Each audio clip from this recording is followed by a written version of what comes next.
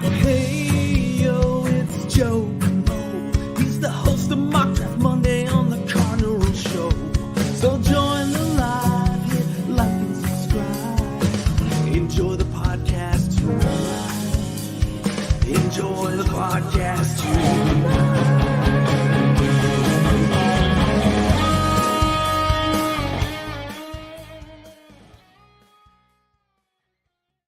What is up? Welcome everyone to Mock Draft Monday on the Cardinal Rule, and I am joined by Josh Butts of the No Butts About It NFL podcast. Josh, introduce yourself to everyone so they know who you are, what team you follow, even though it's not the Cardinals, and anything else you want to let people know about yourself. Yeah, so like Joe said, I am the creator and one of the co-hosts of the No Butts About It podcast. And I just started it just last year, so it's still a fairly new podcast. I'm a senior in college, so I'm getting ready to go out into the real world. I'm excited for that, also kind of scared. But what I'm most excited for right now is to be here on this show. Big opportunity, and I hope to get to meet some people tonight. I'm excited to get started. Awesome. Well, I was on your podcast a while back, had a great time talking to you and Chris, who wasn't able to be here with us tonight. Excited to have you here. And I love getting some outside perspectives on the Cardinals. Obviously, we've been talking mock drafts forever, and Cardinals fans know how we view the needs of our team, but sometimes it's nice to get, a view from someone from outside of the fan base, to kind of get that extra, kind of set of eyes. So looking forward to that. We'll get into that in a little bit, but I want to start, as we do always, by getting into just a little bit of news and notes, and then we'll move on from there. There's not a lot we're going to talk about in terms of that, just an update on the players that the Cardinals have signed or re-signed or added since, during this offseason and since last week, right? So this list is a list of, at least from what I can tell, of the players that the Cardinals have re-signed or added through free agency.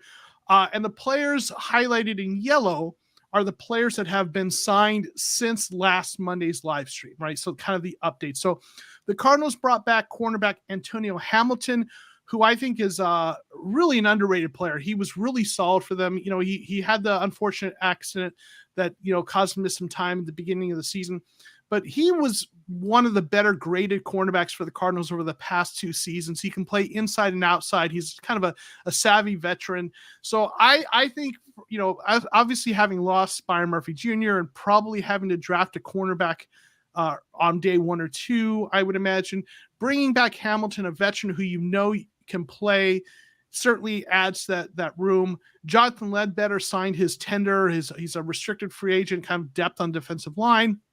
And then the Cardinals added some players from outside the organization. They added Chris Barnes, a linebacker, probably more of a special teams depth guy. LJ Collier, former first-round pick of the Seahawks, who just really didn't pan out there. But some some depth on the defensive line. He's probably playing on the interior for them. Dennis Daly, an offensive lineman out of Tennessee, who was a starting left tackle last year, but played really poorly as a starter. But he was having to fill in for the injured. Their left tackle was injured in Tennessee, so he's kind of a depth guy. Might be moved to guard. We'll see. And then Josh Woods, a special teams ace, I believe he was from Detroit. He was actually a team captain representing the special teams. So I think he's kind of a nice underrated signing on the special team side. So, the Cardinals continue to do what I kind of figured they would, and what I think a lot of people thought they would, which is add some depth pieces and for special teams players, and not really go for the big splashes, but try to bring in some guys that will help fill out the roster and compete for spots. Want to say hi to the folks in the chat. CB had this comment in there a while back. He posted this earlier, like way early in the morning. Thoughts on the Cards piquing interest at the center from Ohio State, Luke Whippler. I wouldn't be shocked if he's selected with the first round pick, assuming they trade back. Don't say at 3. What are your thoughts on Luke Whippler? I'll let you kind of jump in there first, and then he's kind of from your part of the country a little bit. So what are your thoughts? So yeah, when we get to my mock draft, Whippler is a guy that I ended up picking up. I don't think he's a first rounder guy. I think I ended up getting him second or third round. And he's mainly a center. I've seen a couple people say he can maybe play another position on the line, but since he's primarily a center, I think that's causing him to fall in the draft a little bit. Cards still might be able to get him, like I said, because he's going to fall, but I don't think he's going to be a first rounder. I wouldn't go first round on him. I agree. Usually you see it typically at most one center goes in the first round. Sometimes you'll see two, but I think if a center's going in the first round, it's John Michael Schmitz. And I think Whippler, it's the second center off the board is either going to be Whippler or Joe Tipman. And I think that second center is probably going to go in the second round, maybe third, but more likely second round. So I agree with you. But, there was a report, Tony Pauline from, I'm not sure who he works for, but he's a reporter, covers NFL. He said that, he had heard from people that they are definitely taking Whippler. Now you can't know that this far in advance, but it sounds like that's saying they really like him a lot. They did meet with him at the combine. If you look at their, there's a quick shot of him exiting the meeting room from the combine on their last flight plan documentary series that they do. And I think, Tony Pauling, just for people who don't know, he was the guy who called that the Cardinals were going to take Zaven Collins. Like the week leading up to the draft, he said that he had, heard on good authority that that's the guy they were going to target, and that's who they took. So, that doesn't necessarily mean he's always going to be right, but he's certainly a guy who seems to have some connections and people give him good information. So I think Whippler probably, I'm looking at New York needs a center. I think Buffalo is probably looking for a center.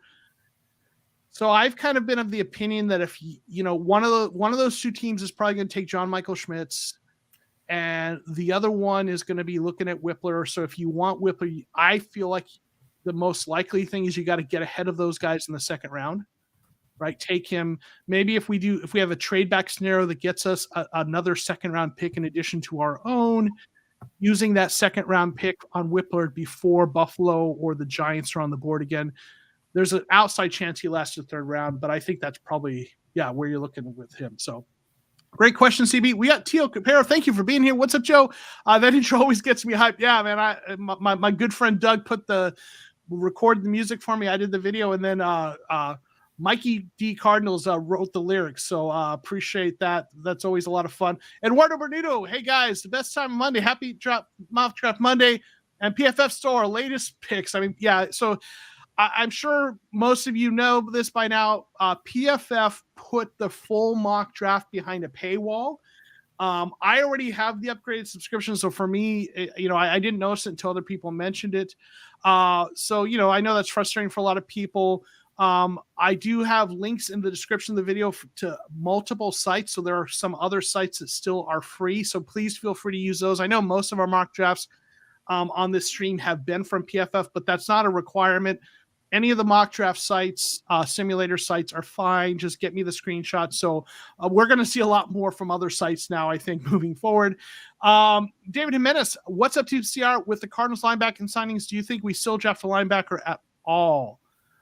I think the Cardinals still have a good chance of taking a linebacker. I just think it's really much more likely to be on day 3, late, if we're talking off-ball, middle linebacker, inside linebacker. Now, if we're talking pass rusher, Will Anderson is considered a linebacker, but that's where you're talking about if he's in the 3-4, and they're going to be a hybrid front. When they're in the 4-3, they'll be a defensive end. So if you're speaking linebacker specifically, like off-ball linebacker, not edge rusher, I do think like Monty Austin, when he was with the Patriots as their director of scouting, they took a lot of linebackers, like on round 5, I think it was, or somewhere round 5 or 6. They really like taking linebackers late. So I wouldn't be shocked if we got a linebacker, but I don't think we'll get one early unless it's an edge rusher. Deontay Singleton, hello. Thanks for being here. Appreciate you hanging out with us. Jason Crow, hey, Joe. Nice to see you, bud. Appreciate you. Good to see you, Jason. Thank you for all your long-standing support. Gary Coker, making it just in time. Well, we're glad you're here. Appreciate you being here. Yasir Abdul, now that's an interesting player.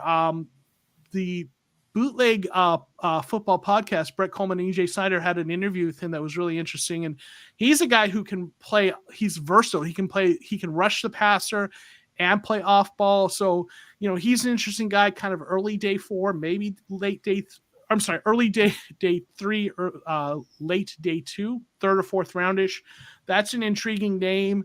A guy who's kind of versatile. So anyway, yeah, thanks for your comments. Thank you all for being here. I feel like I've just been dominating the conversation here. Josh, what are your thoughts looking at what you've seen the Cardinals do in free agency and in this offseason as an outsider, looking at the way they're trying to build this roster? So they're rebuilding. Like, that's pretty obvious. I know a lot. I've seen on Twitter, some fans aren't ready to admit it yet, but the Cardinals are in a rebuild stage, and that's just part of the ebbs and flows of the league. I don't recognize a lot of these names that are on this screen that we have here. And that doesn't necessarily mean that they're bad players, though. Names aren't everything. Mm-hmm. Something the Bengals did really well was bringing in players that no one had ever heard of. But when they all came together, they formed this, especially on defense, they formed an insane group. And maybe that's something the Cardinals are looking to do. The main thing I've been paying attention with the Cardinals, and I told you I wanted this to happen before March 27th, and it hasn't happened yet. I want to know what's going on with D-Hop. Where DeAndre Hopkins goes is going to answer a lot of questions for a lot of people regarding the Cardinals, because he's a guy who I feel your offense becomes a whole new monster if you don't have D-Hop on the team. If you don't have D-Hop on the team, I feel like you're going to have to need a stronger run game, especially if all of your wide receivers are shorter guys. Granted, like 5'10" is considered short in the NFL. Right. But if they're all about that height, it's going to be hard, especially with a shorter quarterback who, again, I believe he's like 5'10", to have a strong passing game, in my opinion, even if he is mobile. So as an outsider, I'm just kind of looking at what's DeAndre Hopkins doing, where's he going to be, and moving on from there.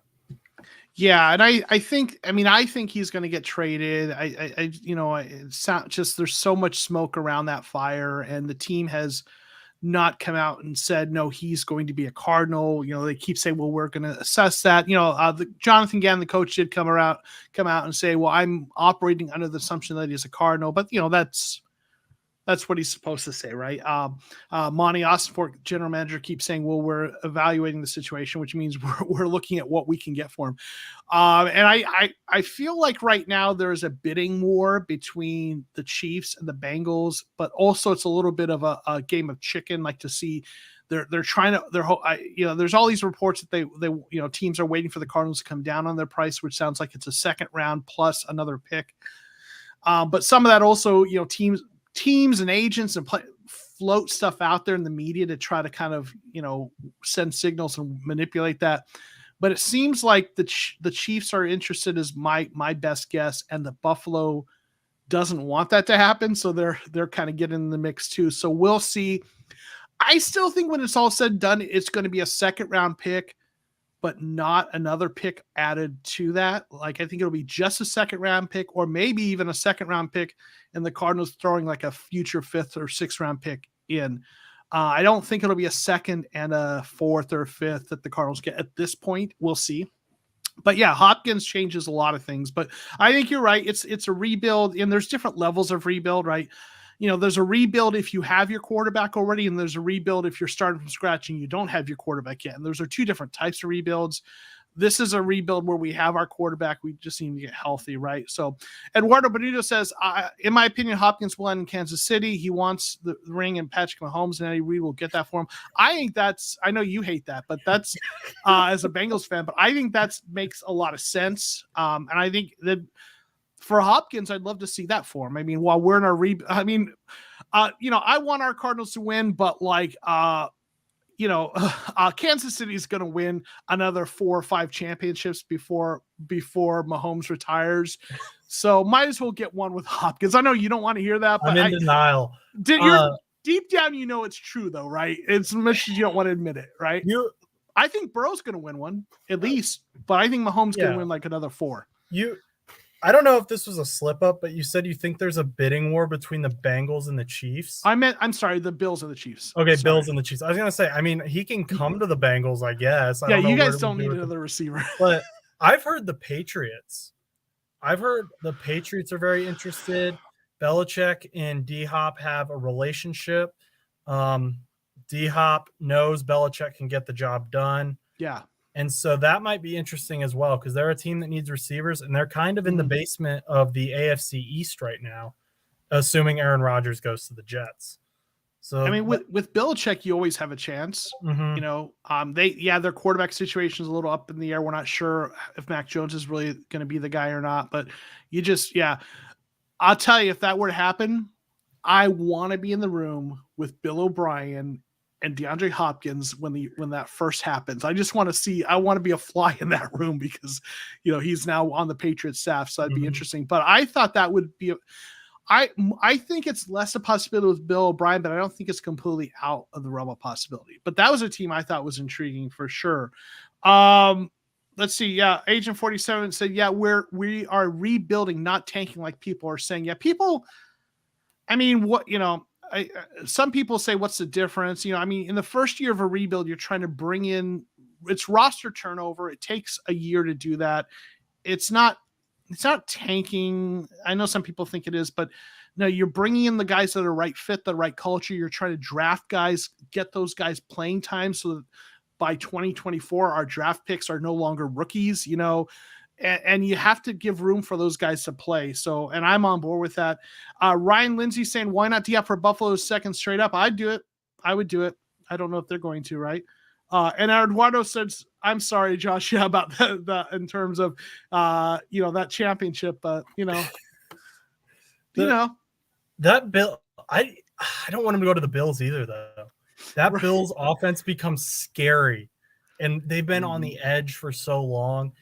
If Stephon Diggs is there, Gabe Davis is still there. Who did they just and they draft Bijan Robinson?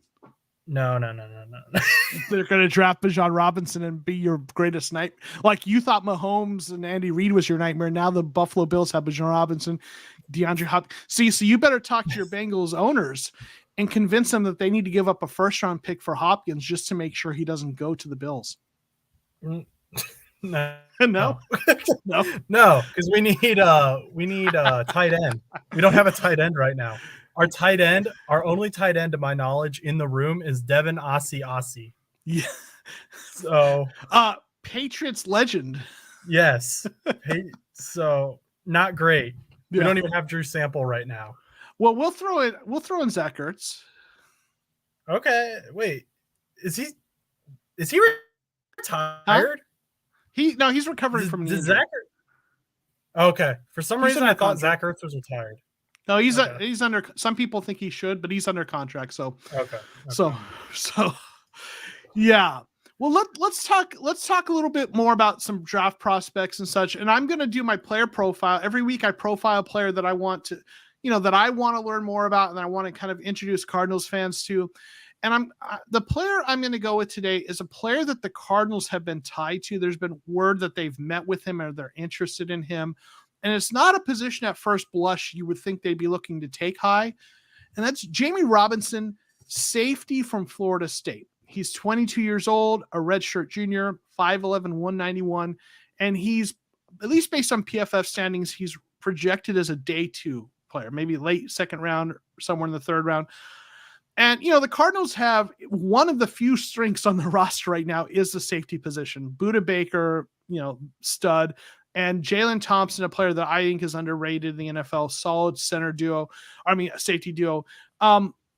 So they need some depth there. Isaiah Simmons plays some safety, some slot corner, but they don't need a starting safety at this point. So when I saw they were meeting with Jamie Robinson, I was a little kind of surprised by that. I mean, I don't mind depth at safety on day 3, but a day 2 safety, that was confusing to me. But as I look a little bit more, I actually think I have a theory about their interest in Jamie Robinson. So looking at his PFF grades, they're solid, right? Good coverage, good in general, grade of 80, not amazing, but solid. But the thing I want to point out is he also has played a good bit in the slot. In fact, I think he's played more snaps in the slot than he has at deep safety, right? But he's also, been the box as a box safety, as well. So up near the line of scrimmage. So they've moved him around, and he does feel a little bit like kind of that player. I'm not saying at this level in terms of talent, but in terms of his versatility and moving around, kind of like what Tyrann Mathieu was and what Budda Baker is, that they move those guys all around. And he seems like that kind of guy. He's a little bit smaller. So I've been of the theory that the Cardinals are going to look to add 2 cornerbacks. I figure I've been of the opinion that they're going to add an outside cornerback and a slot cornerback. They let Byron Murphy go. He plays inside and outside. He has that kind of versatility. Now they've got Marco Wilson, Antonio Hamilton, and Christian Mathieu, right? Wilson's primarily an outside cornerback. Mathieu is, a developmental outside cornerback. Hamilton can play in the slot, but he's a little bit of, he's not a long-term solution. He's a little bit old. He's older than you might think. So I've been of the opinion they're going to get an outside cornerback to be develop into a starter, and a slot cornerback. And I'm now starting to think that they're looking at Robinson as a guy who they will play kind of versatile. Like, they'll move him around, but they'll play him at slot cornerback a lot. And he might actually become that primarily for them, as opposed to a safety. Now, when they go into cover 3 and they're going to have 3 safeties deep, then he can be that guy that goes back deep as safety. I was having a conversation with Brett Coleman at one point about the Cardinals, and he was saying that he thought they were going to play a lot of cover 3 or 3 deep at least. Actually, no, he said they were going to play a lot of quarters. I'm sorry, a lot of quarters, so 4 deep, right? So having a guy like him who can play safety and slot corner could fill in for that. So I actually think there's some fire to this smoke, like that maybe Robinson is a guy they look at as a guy who will be that slot corner, but also be able to play some safety. Just real quick to look at, PFF has him as 2nd or 3rd round prospect. They say he's agile. They see his role as a 2 high safety. They think he needs to add some muscle, but they play him around the line of scrimmage. They say he's a really good tackler, which, we like to see, physical and under control, tons of experience in every role for career.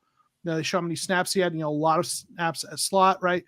Very light on his feet, comes out of his pedals so adeptly, right? And then some negatives: tight frame with poor lengths. He's a little bit smaller guy, can get pushed around by tight ends, so he's not going to be covering them typically. Hard for him to overcome size disadvantage. Top end speed is average for safety, quicker than he is fast.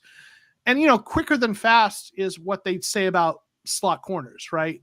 So for me, everything kind of adds up that he looks like a guy that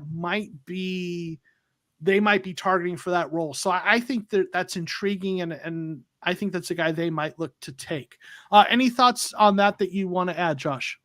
Well, yes. Okay. So something I'm just thinking about, and I don't know a lot about this guy, is cornerback and safety are a position, in my opinion, you want to have depth at.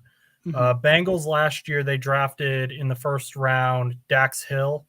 Yeah, I believe he was as well as safety, but we're kind of assuming he was going to replace, or no, he was a cornerback, but we were assuming he was going to replace Bates because we thought Bates was going to walk. Bates ended up playing 1 more season, but there were a couple times that with Cheeto's injury at the cornerback position, we already had a guy who was ready to step in. I think Bell went down a game or 2, and Dax was able to step in for that. So worst case scenario, you've got a guy who's experienced at both positions, right? And he can be a depth piece wherever you need him. If a guy goes down with a hamstring injury or something, misses a game or 2, maybe he's not a guy you want to depend on all the time. Hopefully he develops into that. Right. But worst case scenario, that's a great type of guy to have. Yeah, I agree. You've got some depth at both of those spots for him. That makes a lot of sense. Gabriel63AZ, thanks for being here, saying Ringo from, Keely Ringo from Georgia, who I believe is originally from Arizona. Keely Ringo's an interesting prospect. He's got all the physical tools. He needs to work. He's struggled in coverage. I think he's got to work on some things. But Marco Wilson was like that as a prospect, really physically gifted and just needed some coaching up and maybe some work. And he's really, I feel like, turned a corner. Marco Wilson, he really played a lot played a lot better second half of the season. So, maybe Ringo's a guy they look at in the second or third round as a guy they develop. So that's possibly right. Scott Tracy saying, I have no issues with drafting a safety tackles. Injuries are up with more games, so depth is more critical than ever. Yeah, definitely got to have that depth. What you don't want, though, is to draft a guy in the third round who's going to sit. So the fact that he can play slot means that he could get in there and play and then be that backup at safety. But yeah, for sure. Deontay Singleton saying Darius Rush, cornerback, South Carolina. Yeah, this cornerback class is so deep, right? So I wouldn't be shocked if they end up going, a couple of them and go more in the second on day 2. Mizaki Felix, thanks for being here. Please, Christian Gonzalez from Oregon. Hey, that'd be awesome. He's a really fluid athlete, outside corner, and David Blau is his brother-in-law. So, there's already the family connection, right? His David Blau's wife is his sister. So, sat behind David Blau's parents and wife when I went to the Falcons game. But anyway, yeah, so that'd be interesting. So, all right, well, let's get into the mock drafts that you and I prepared, Josh. And whenever I have a guest who is a fan of a different team, aside from berating them for being infidels and heretics, I also ask them to prepare a mock draft for the Cardinals and for their own team, and then I prepare one for your team. So we're going to start though with your Cardinals mock draft and let you talk about kind of what your thought process was in this mock draft. Yeah, so I traded back one pick to get some extra picks later on.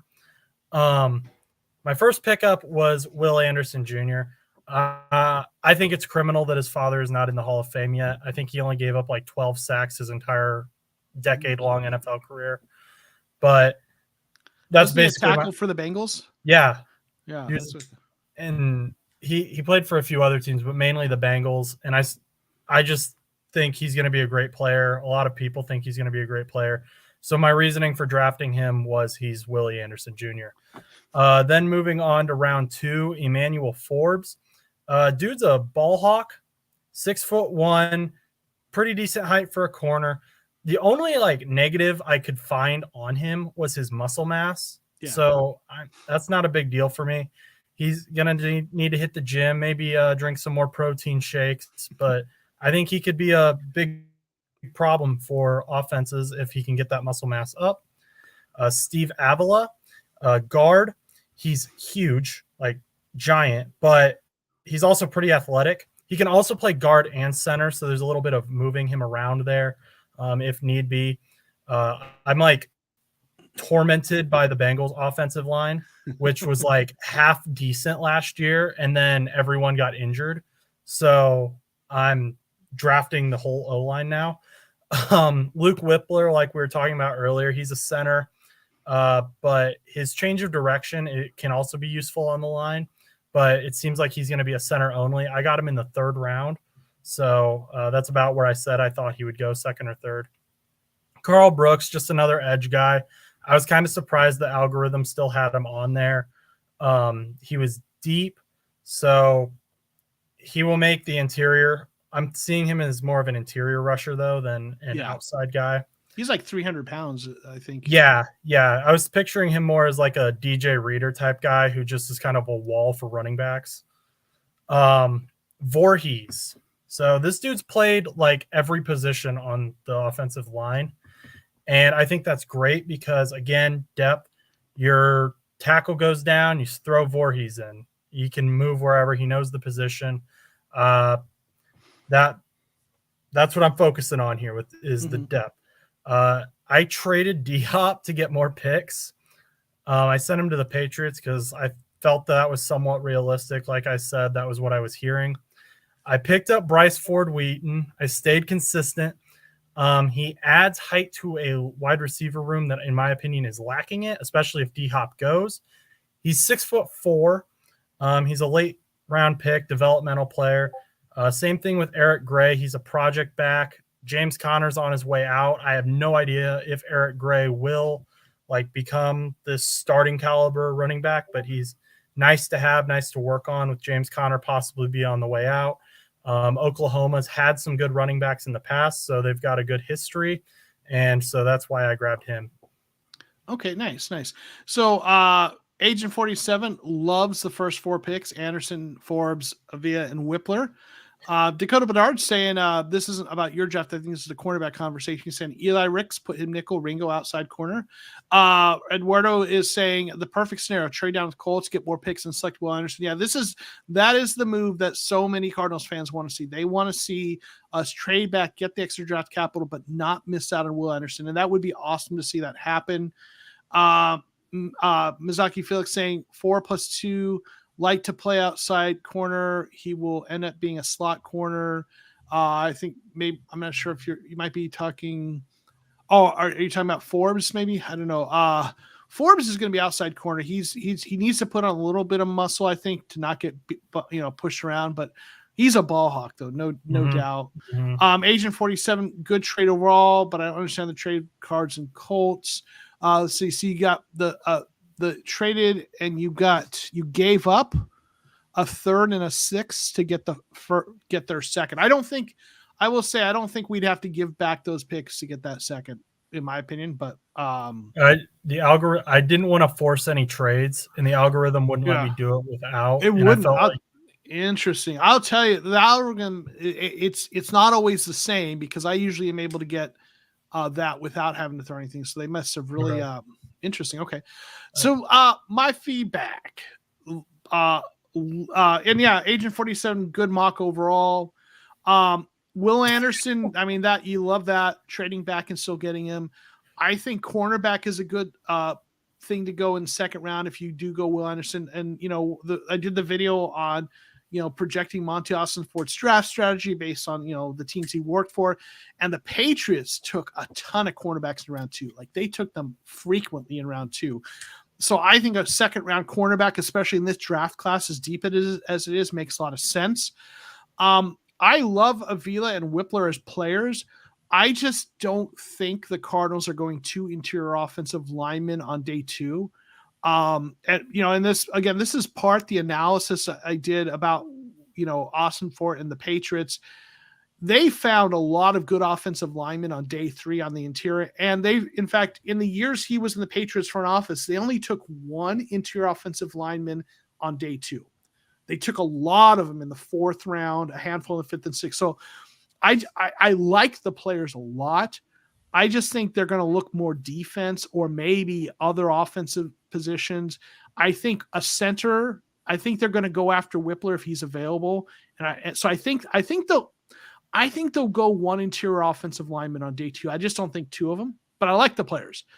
I love Brooks. With the kind of defense that I think they're going to run, those versatile inside outside guys that sometimes they're called tweeners, but guys that can be a 3 technique in a 3-4, but also a defensive end on a 4-3 and move inside in the nickel. He, to me, seems like that kind of guy. So I love those kinds of guys, have a little pass rush juice. Now, I don't know if you knew, but Voorhees did injure towards ACL at the combine, and still like went and did the bench press, even with the torn ACL. So he got a lot of respect for that. He's going to have an injury red shirt. So now I will tell you, and we talked about this, I think last week, the algorithm hasn't really caught up with that if he gets drafted, it's going to be late day 3. I think someone going to take him in the 6th or 7th round and just let him recover. But the tough part is if you want to take him in the mock draft, he doesn't last that long. So, I've had a couple of people who've taken him with that rationale, like, okay, well, I'd actually take him in the 6th round or 7th, but I had to take him here. So I don't hate that for that reason. But I will say, like, I did another video on like how the kind of offensive lineman I think the Cardinals are going to look for their wide zone scheme. And I'm not sure if he's a great fit for that.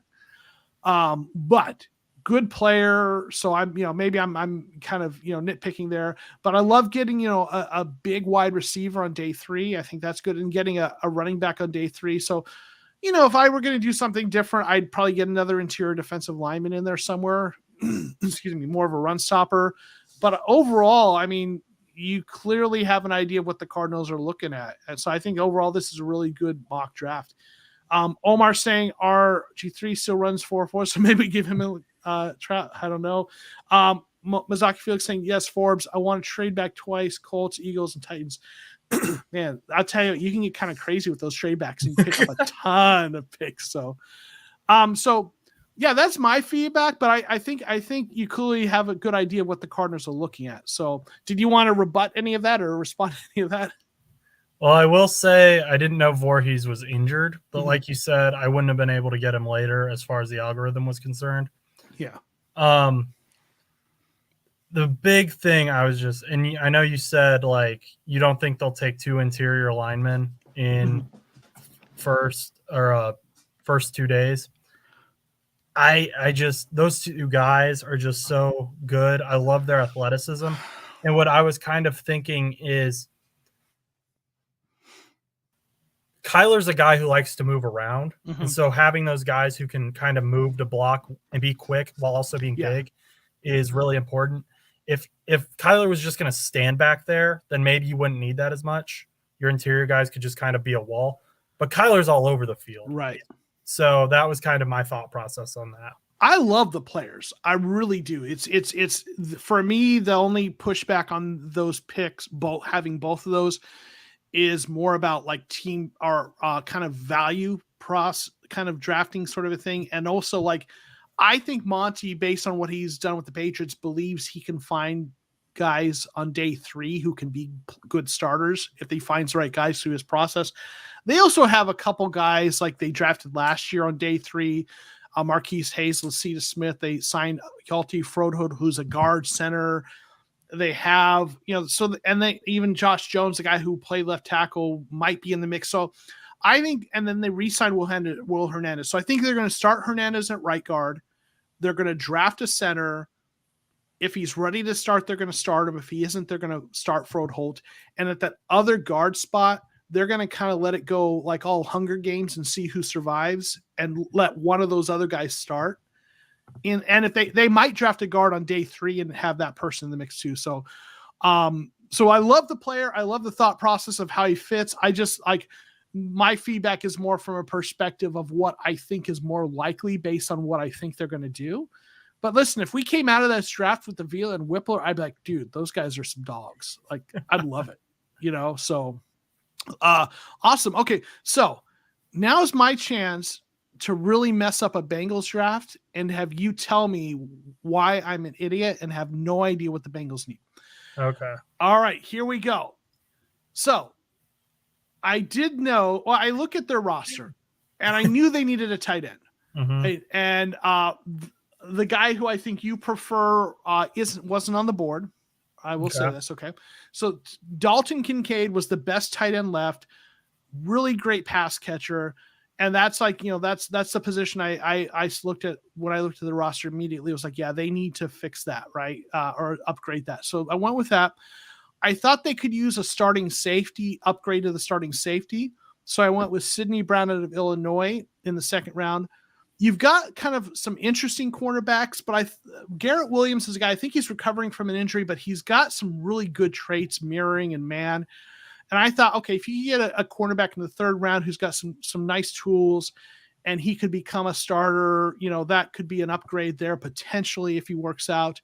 Then I went with Rashawn Johnson, halfback out of Texas. He was a backup to Bijan Robinson, but Rashawn Johnson is a really good running back, a big running back. And, you've got a running back who is having a hard time keeping himself out of trouble. I don't know what he's doing. Yeah.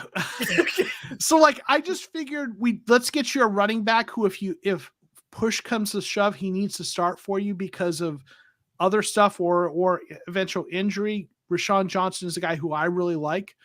And then I went with a really stout guard, Antonio Mafi. He's a boulder. I mean, he's if he moved better, I would love him for the wide zone offense. He could play in it. He's just not ideal for it, but he is going to be a really good player, I think, and a good value. So I thought you could use an upgrade at guard. So I brought him in.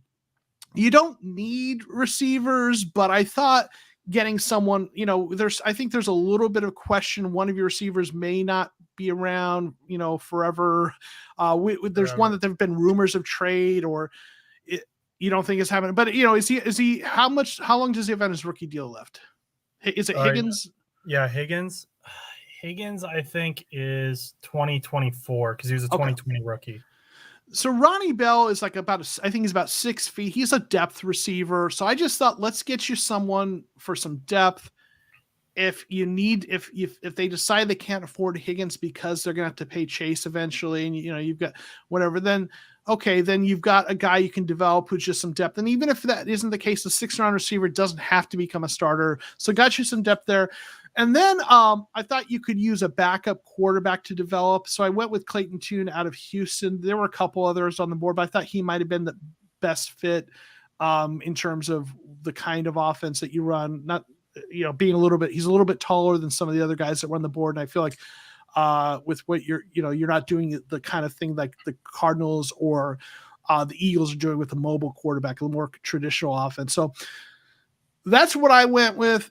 That was my thought process. What do you think, Josh? So I assume the guy that was off the board was Michael Mayer. He was gone already. Okay. Yes. So yeah. Dalton Kincaid, I know a lot of people really like him. I've seen a couple analysts compare him to Travis Kelce. Mm-hmm. He can't block as well, though, as some of the other tight ends on the board. Washington from Georgia, he's a bit of a better blocker.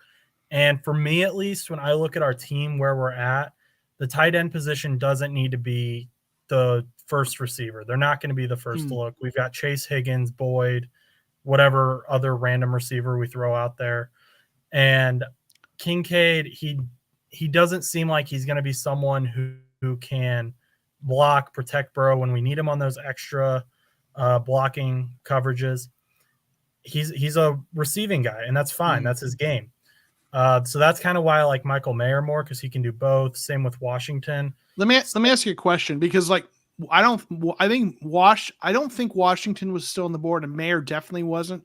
Okay. If they're off the board, are you taking Kincaid, or are you passing on him and waiting for someone later who might not have the same, who's maybe a better blocker but just not much of a receiver? What would you do in that situation? And I'm sincerely asking that. I'm just curious. No, that's a really.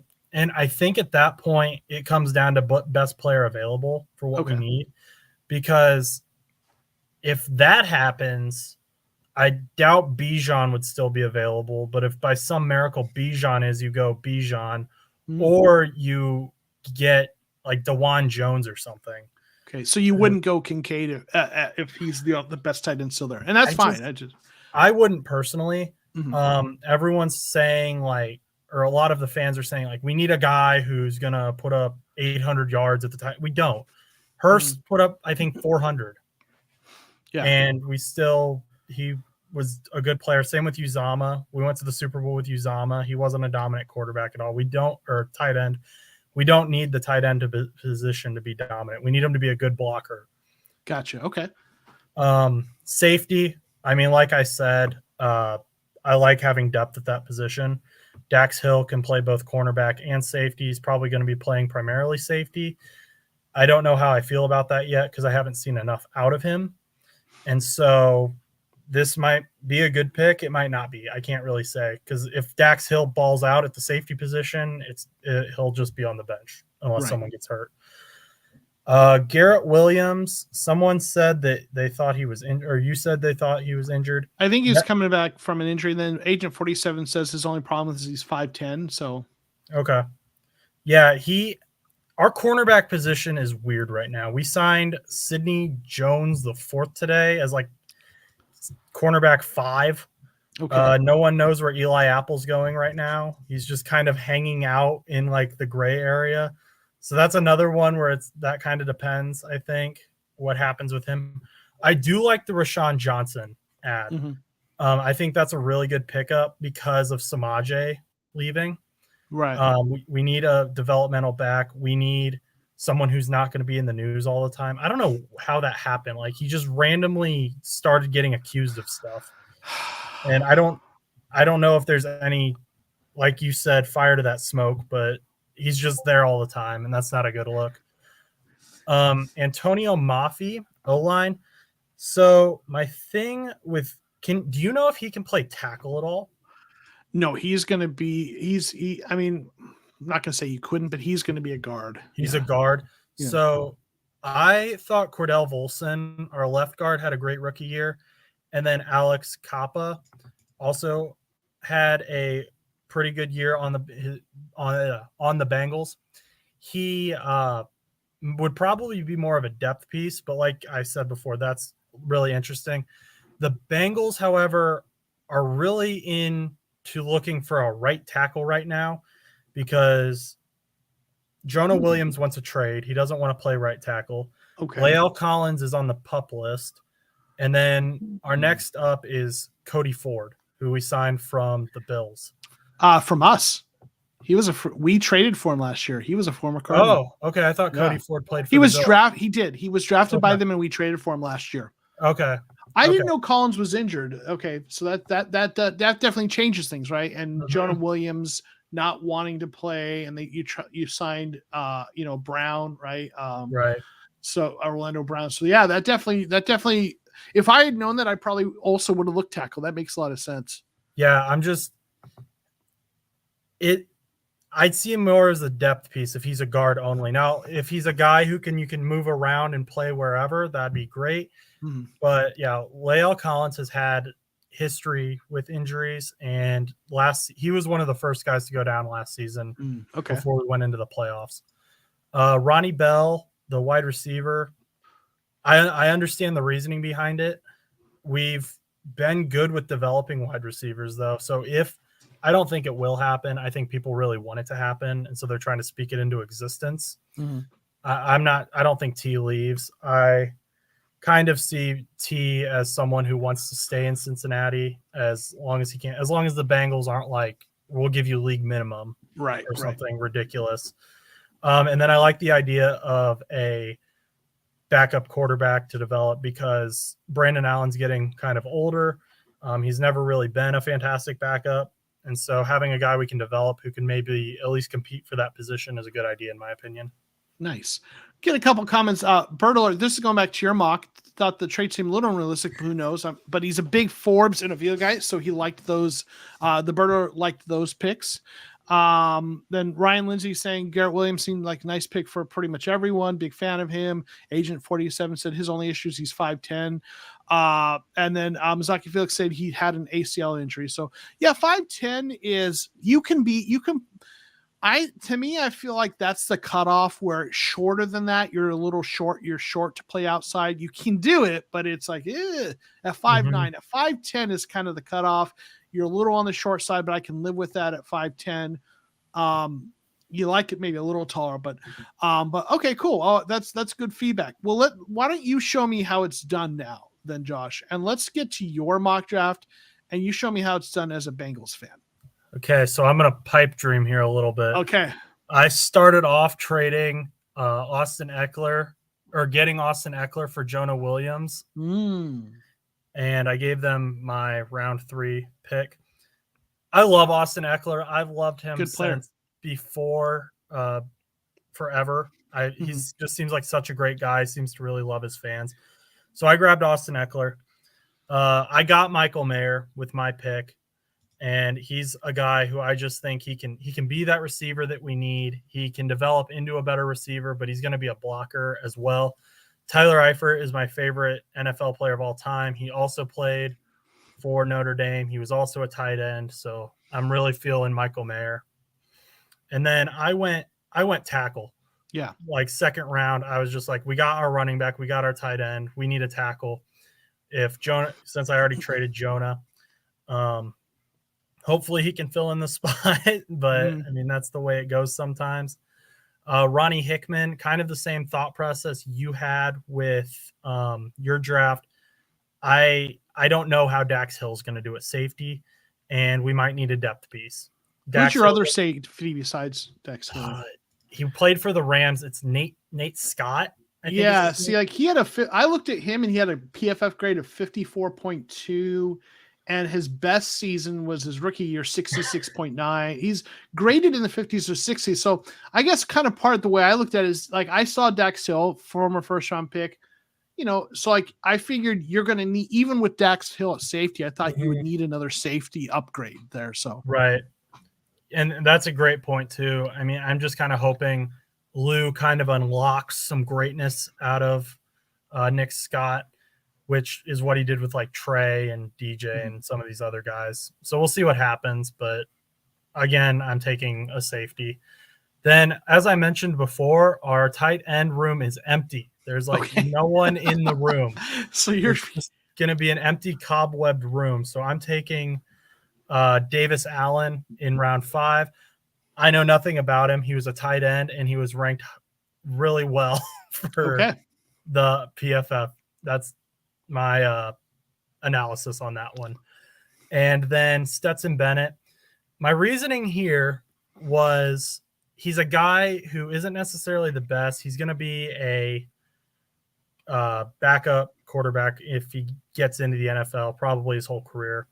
But in big time situations, if God forbid Burrow goes down, he's already been in the spotlight. He's felt the pressure. I don't know. I can't remember how many national championships he's been to, but he's been in the pressure. So if he gets thrown in, should be able to handle that, in my opinion. And then Earl Bostic Jr., I'm just going depth there, left tackle, right tackle. And then halfback, we're going to Mixon. He's on the edge of his shelf. He's about to fall off. And he's also way too much money. So if he doesn't restructure his contract, I think he's currently the most expensive player on the team. I could be wrong. I haven't looked at the contracts in a bit, but I think we're paying Joe Mixon the most. Okay. And so definitely on the offense. And so Tavion Thomas is just kind of a depth guy, developmental. We got Chris Evans back in 2021, but players or the coaches don't really seem to like him. He causes a lot of penalties as well. Okay. And he always cuts out when he's supposed to go in. It's like he gets scared. So bringing in a new guy to kind of develop was kind of my idea there. That makes sense. Okay. I like Matthew Bergeron. I think he's an interesting prospect. Like if he has a chance of going in late first round, but second round is where a lot of people think. That's the guy the Cardinals have met with and is on the radar for the Cardinals as well. So that's nice. Okay. I mean, obviously you know your team, so obviously you know what you're talking about with this. So nice. Agent 47 says Mayer plus Chase plus Higgins. This is cheating, right? Don't forget Boyd. Yeah. Don't forget Boyd, right? Yeah. So so nice. Okay. I like it. All right. So I'm going to go with my Cardinals mock draft and kind of share kind of what I did. I do want to say right now we're at the point where I'm trying to look at how can I say this? Like a lot of my mock drafts have been what I would do. And I think someone said this on a podcast, and I think this is a great point. I wish I could remember who. I apologize about that. But like, I think they said that it's important to differentiate between if you're doing a mock draft of what you would do versus what you think the team is most likely to do or what you think the team would do. And most of my mock drafts have been maybe a little bit of both, but leaning towards what I would do. I'm trying to move a little more so as we wind down and get close to the draft, moving more towards the mock drafts of what I think the Cardinals are going to do. Before I do my mock draft, though, I want to unveil something a little fun. I have a friend named Kevin who put together a little – he's working on a musical. Him and one of his friends are doing their own, writing it themselves. They're kind of, developing it. And his – musical he's a good friend and he supports the channel. He's like, hey, so you keep talking about resets and rebuilds and their musical is going to be called Reset. So he's like, hey, what if I took this part of the song we have and we made it like about the Cardinals and Steve resetting and rebuilding and cleanup times mess. It's like, ooh, that'd be fun. So it's short. It's 11 seconds. I put a little video to this, or really just images, but this is the debut of the, they're here. Yes. Is Kevin there? Yeah. There he is. There's the Reset Musical. So they check them out on YouTube. They've just got 2 audio only bits of their songs. So before we get to my video, my mock draft, here is the reset. Here we go. It's time to hit the reset. It's time to clean up all shit comes there.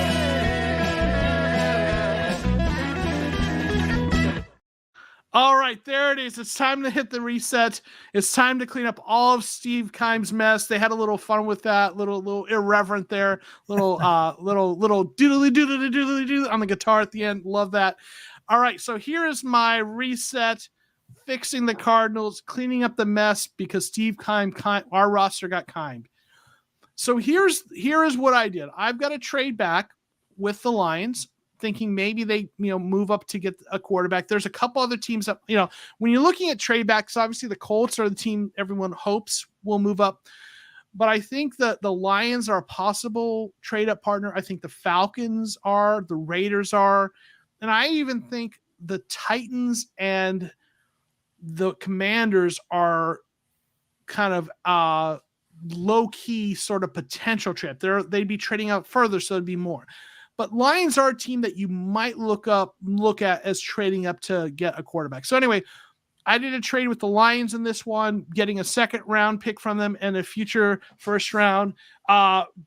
Kevin says, thanks, Joe. It was fun. It was a fun collaboration. It absolutely was. It was fun getting them to kind of throw a little Steve Keim in the lyrics. Agent 47 loves it, laughing. So yes. So we got to trade back. And at pick 6, I went with Devin Witherspoon, cornerback out of Illinois. He and Christian Gonzalez are both awesome. You flip a coin and give me either one, and I'm happy. Witherspoon he's a little bit better tackler. He plays in the slot and outside. I've described him as, I think he's a better version of what Byron Murphy Jr. was for us. Good tackler. So something about a gritty, versatile player like that I like, but I'd be happy with either of those quarterbacks. So we went cornerback there. Then in the 2nd round, I went Adetomo Adebawore, a player I love out of Northwestern, really great physical tools. He might go in the 1st round. That's just the one thing I wonder, but he might be there when they go. So he's a guy like Brooks that you took who could play. He's a little bit bigger, but man, he's strong. His combine numbers were amazing. Like physical measurables, a lot of them actually were comparable to Aaron Donald. Now, I'm not saying he's as good as Aaron Donald. There are things that Aaron Donald does that makes him Aaron Donald that not everyone does. But the speed and things like that, and the quickness, he was in that range in terms of the measurable. So I love Adebawore. So he becomes sort of an interior guy who can give us play a little bit on the edge.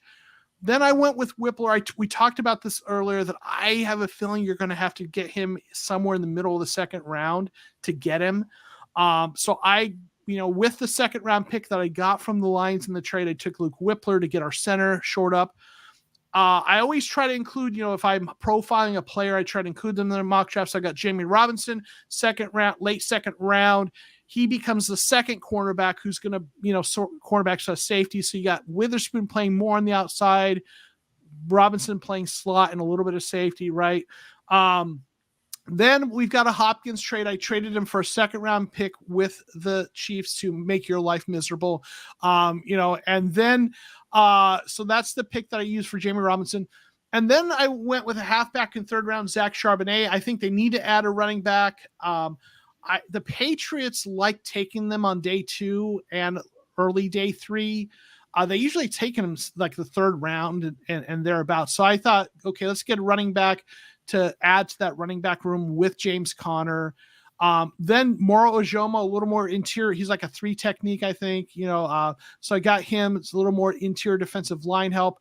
Chandler Zaval, my favorite guard in this draft. Big, strong. I mean, I'm not saying he's the best. There are better guards, but he's the guy I really like. He's on all my mock drafts. Though I took him in the 4th round. He's usually there in the 5th round. but I'm trying to be more realistic. And I don't think he's going to last to the 5th round of the draft. And in fact, I think he might go in the 3rd round, but I took him in the 4th round. He's big, he's strong, he can play the wide zone. He can, he can pull, he can do a lot of things. So I got him in the 4th round. Then I went Jose Ramirez. He's an edge rusher out of Eastern Michigan. I think he led the country in sacks. He was just like sack machine with this, again, at a smaller program.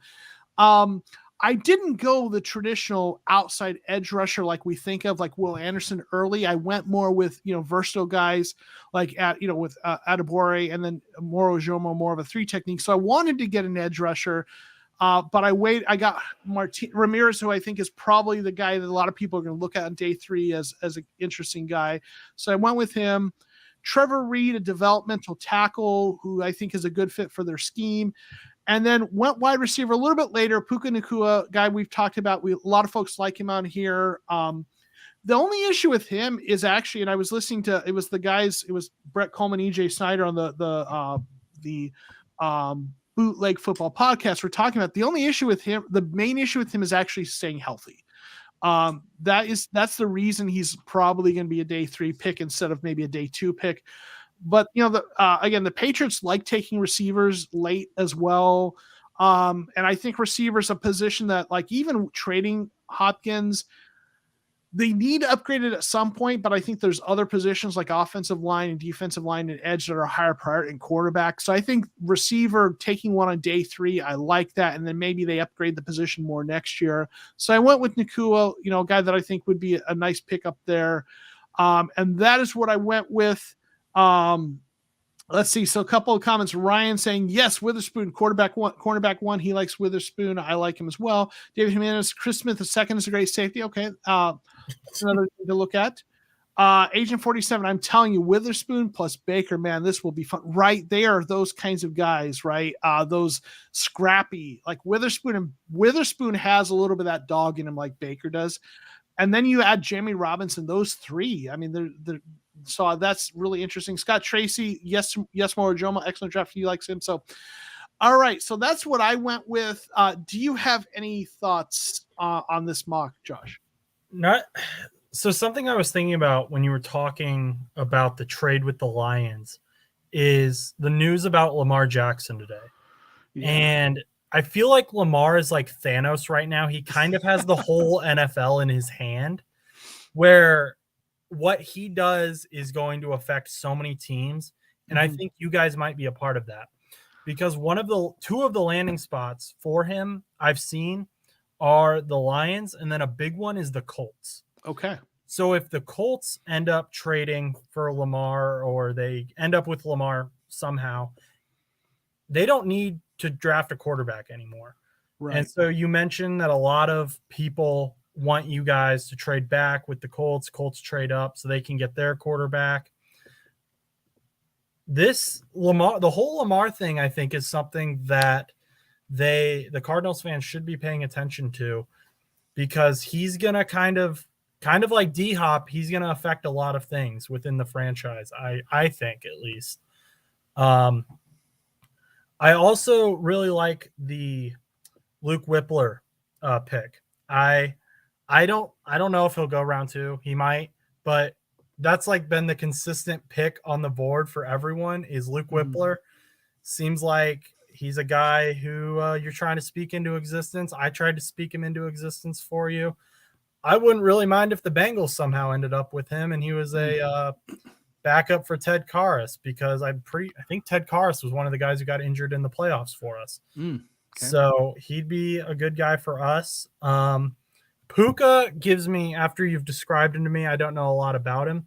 It's giving me throwbacks to John Ross, who was small and he struggled with injuries, but everyone said that he was fast, and so everyone wanted him.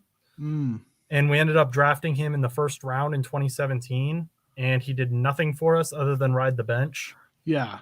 So now, Ross was crazy fast. Puka is not as fast. He's a little bigger. He's like 6'2", I think. So he's a little more of a to me. And well, here's a name that to me he's a little more Auden Tate than he is John Ross. right? Well, a player we have on our roster now, Right. Auden Tate, but former Bengal, great Auden Tate. For a while, we were just dumping our players to you because you guys had Trey Kirkpatrick, Auden Tate, AJ Green, obviously. Yeah. So. No, that makes sense. Interesting thoughts. So, couple comments here. Ryan saying that's why I like Witherspoon so much. His player, reminds me what we need in terms of Budda Baker. Mazaki Felix prefers Gonzalez over Witherspoon. I think, like I said, they're both really good. They're just different flavors of cornerback. I like them both, so I wouldn't mind either one of them. I think with Gonzalez, he's a little more. He's not as aggressive as Witherspoon is right now. He's a pure outside corner, but he has the traits to the tools to become a lockdown outside cornerback. So you love that. Witherspoon is more aggressive. But he's got a lot of good tools. So you can't go wrong with either of them, in my opinion. Agent 47 says if the Ravens get the 4th pick of Colts, Ravens 100% trade with us to secure the 3rd pick and draft Anthony Richardson. Yeah, maybe. I mean, you could see that. I mean, maybe that, if the Colts trade with the Ravens, right? That 4th, if it's happening before the draft, that 4th pick, overall pick is going to be part of that, right? So if that happens, then all of a sudden the Ravens are sitting there at 4 looking for a quarterback. Maybe they do want to go after Richardson if they want to go with the same style of quarterback. So that's interesting. So maybe they trade up after that. That's an interesting thought. Daniel Correa, thanks for being here. Saying, I still say the Cardinals need to take Anderson at number 3, then take Porter Jr. in the 2nd round. If he's in round 2, then you go center with the next pick. Then go heavy wide receiver. I don't think Porter's going to be there at round 2. I think he's going round 1. Yeah. I think Joey Porter's going somewhere in the middle of round 1. But there are other cornerbacks you could go. I mean, listen, if they take Will Anderson at 3, I'm not going to be angry about that. I do prefer trading back, even if it means we don't get Will Anderson. I like building a deep roster across the board more than going after one star. And I think if you get the right trade, you can get three good starters for that pick. But if they take Anderson, I'm not going to complain about it. Get that edge rusher, right? Daniel Correa saying, has anyone heard of Hayden Howerton or Tuglai? I never heard of either of them. They're depth. Neither of them. They're both depth guys who are kind of roster bubbles. They're going to compete they're going to be fighting to get a roster spot, and they might not get it.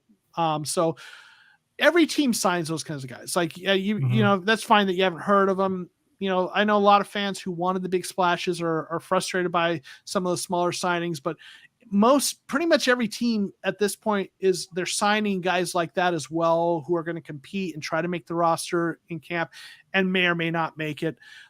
So yeah, I know Tuglai was a tight end for the Eagles. So that's probably part of the reason I brought here. Howerton, he was an offensive lineman. I feel like the Patriots, I think he was waived by the Patriots and they claimed him.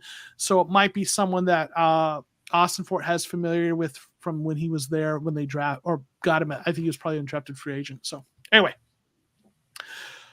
So yeah. Okay. Yeah. Good feedback. Good thoughts. All the comments and appreciate all the comments from everyone. So we're going to let Josh get out of here because, it's a long haul for all of the mock drafts that we do. But Josh, tell folks about the No Butts About It podcast, what you all do over there and where they can find you. And the links are the links for the podcast, the YouTube channel for the podcast are in the description of this video.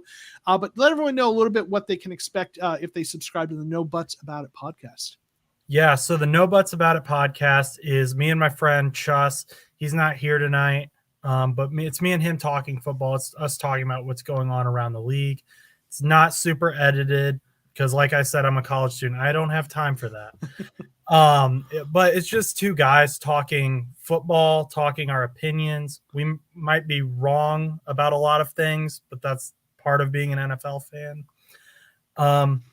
We just enjoy having conversations with people. We've had people on the show like Joe. I've had Bengals insiders on the show. We rag on each other. Chus is a Steelers fan. We've had Jets fans on the show, working on having some other people on the show. So if you come subscribe, it's going to be us talking about what's going on in the news. Tomorrow we're going to talk about Lamar Jackson, I'm sure. I don't know what Chuss's opinion on the situation is, and I'm not going to tell you mine right now because that would ruin it. There you go. So if you like just listening to guys talk about football, that's what it is. We're not scripted. I don't script anything. The most I ever write down is like on a Post-it note, and I'll say, this guy went to this team. Other than that, it's all from up here. So we'd love to have you as a subscriber. All of you guys seem super cool. I've jumped in the chat before. I'll probably jump in a little bit later if y'all are still going. But come on over, be a subscriber, hang out. Thankful for everyone who does subscribe. And that's my spiel. Awesome. Well, Josh, it was good having you here. I connected with you and Chris, or Chuss, as you like to call him, a while back. And, it was fun, jumping on the podcast with you guys and talking Cardinals stuff and NFL stuff. Appreciate you making the time to be with us, all the work you put into your mock drafts and all your feedback. And appreciate, I see you in the chat all the time. Appreciate you hanging out with us. So thanks for being here. Wait. We got a question for you. I love Lou. Were you afraid that we were going to take him away from you? And if that had happened, would you ever talk to me again? I would talk to you again, and I'd be sad. I mean, the Cardinals have been taking people from the Bengals for years. Right. But Lou and Zach were both guys that fans immediately hated. They were like, this guy can't win. Lou sucks. He can't run a defense. Whatever you want to say. You go back to 2020 on Bengals subreddit and you'll see what I mean. I was like, they haven't had a chance to build their team. They haven't had a chance to really figure it out, what they want. I'm going to give them a chance. And if as long as they get better each year, they're fine by me. Now, 8 years from now, if they're still doing the same thing, that's different. Now Lou and Zach are gods in Cincinnati. They can do whatever they want. And I've been kind of handing on that culture to other coaches. Dan Campbell, people wanted him fired. I was like, give him a chance. And now the Lions, for like the first time in forever, were a playoff bubble team. They didn't make it, but they were close. Nick Sirianni, I knew Eagles fans who wanted him fired immediately his first year because he was saying all these weird phrases about flowers, and just his interviews were weird. Took his team to the Super Bowl. So Jonathan Gannon, I'll give him the same opportunity. I'll probably rag on you guys some about him, but I'll give him an opportunity. I won't be calling for his job week one if he screws up, as long as it's not like an Urban Meyer level stupid thing. Yeah. But, I was afraid Lou was going to go. I like Lou. I've always liked Lou. I think he brings the best out of his players. But no, he's not. Jonathan Gannon's your head coach. So, we get him another year. Nice. Well, Agent 47 says, good show, Josh. So we appreciate having you on here. So awesome, Josh. Well, we'll do this again next year. Mock Draft Mondays. We'll get you, on here again. And then, we'll also connect over the season. So I'm sure we'll be collaborating again when we get into the actual football this year. So thanks, Josh, for being here. Appreciate you. And we'll talk again soon. Okay, cool. All right. So it is time to get to your mock drafts. All right, everyone. So let's get to it. First mock draft is from Chris Smith, a new channel member, was joining us last week. Appreciate you, Chris. Chris did an interesting trade here. He traded with the Lions. He packaged DeAndre Hopkins in a trade back scenario, but also got Jeff Okudah, their cornerback, former first round pick, and picked up their 6th pick and 18th pick for our 3rd. So that'd be one heck of an interesting trade. I suspect the Lions are not going to give up both. If they make a trade up, I think they're going to make sure they keep pick 18. So I think in a scenario, obviously the Hopkins thing makes it really interesting. But I think a trade scenario is probably going to have to end up involving a future first or some other package. That's just what I think they probably want to keep that 18th. But having both of those makes them maybe a little more willing to make such a move. But nonetheless, love trading back and still getting Will Anderson. We've talked about that before. So that's a huge win right there. Omar saying, I was thinking about that, getting Jeff Okudah, right? So that's interesting. Then we've got Kalijah Kancey. Love him. Pick 18. If they did have both those picks, I would love seeing that, right? That'd be one heck of a combination. Then we've got Felix Anaduke Uzuma, really good pass rusher out of Kansas State in round 2. So you've doubled up on the edge rushers and Kalijah Kancey. So you've really shored up the pass rush here like that. A.T. Perry, love him in the 3rd round. That's probably where I think he's going, somewhere 2nd or 3rd round. Then you've got a cornerback, Mekhi Becton. So you've got some cornerback depth there. Got Dwayne McBride, a halfback, so adds to the running back room. We love Chandler Zavala, working on guard there. Davis Allen, tight end that Josh had in his mock draft. So we've got some tight end depth. I don't mind tight end depth on day 3. I think they could. That's a, obviously they drafted McBride. They have Zach Ertz, but Max Williams recovering from an injury. Don't know what what we can expect from him. I think depth at tight end is sneaky, kind of a spot they might consider on day 3. Then Ronnie Bell, wide receiver, like him, right? As a depth wide receiver. But I think probably the most important piece of feedback here, though, that Teo Capero is pointing out here, no center, I think, we know they need a center. They signed Hjalte Froholt from Cleveland, who's a guy who can start if you need him to. But I think he's a guy you sign because you plan to draft someone and you want someone who can play if the rookie isn't ready. I would be really surprised if they didn't come out of the draft with a center. So that's, that may be kind of the main feedback. But man, love that getting Will Anderson in a trade back. Love Kancey. Kancey is really quick off the line. Get really short on that defensive line. Love A.T. Perry. Love Zavala. So there's some really nice players in this. So nice job. Thank you, Chris. I definitely appreciate that. Ryan Lindsay loves A.T. Perry, 6'4" and fast, right? 4.47, right? So yeah. Awesome. Thank you, Chris. Next mock draft is Ryan Lindsay, who's here in the chat.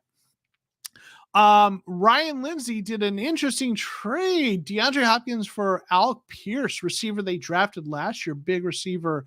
I think they got him in the 2nd round. So the trade back one spot.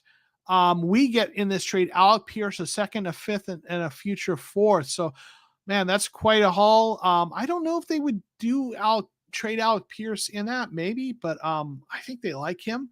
But boy, I really like him though, so I would be up for that. Oh, real quick, Chris. Okay, going back to saying, I was thinking we were going to sign someone silly me. I figured they would probably sign someone who, like they did Froholt. I didn't necessarily think him specifically. I thought they were going to do more or less what they did, sign someone and then draft someone. And I think if they were going to sign someone else to be a star, I think they would have already done that. But yeah, but aside from that, though, really nice mock. But Ryan, getting back to yours here.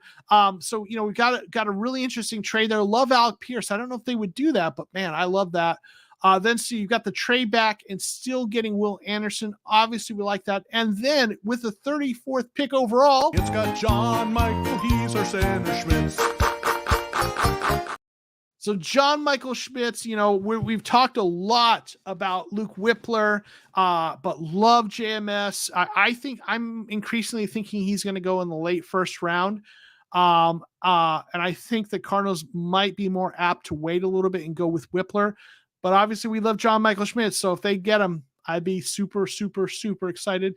Mazzy Smith, love that. Interior defensive lineman, kind of nose tackle, but he's a guy who can, has some really nice tools to work with.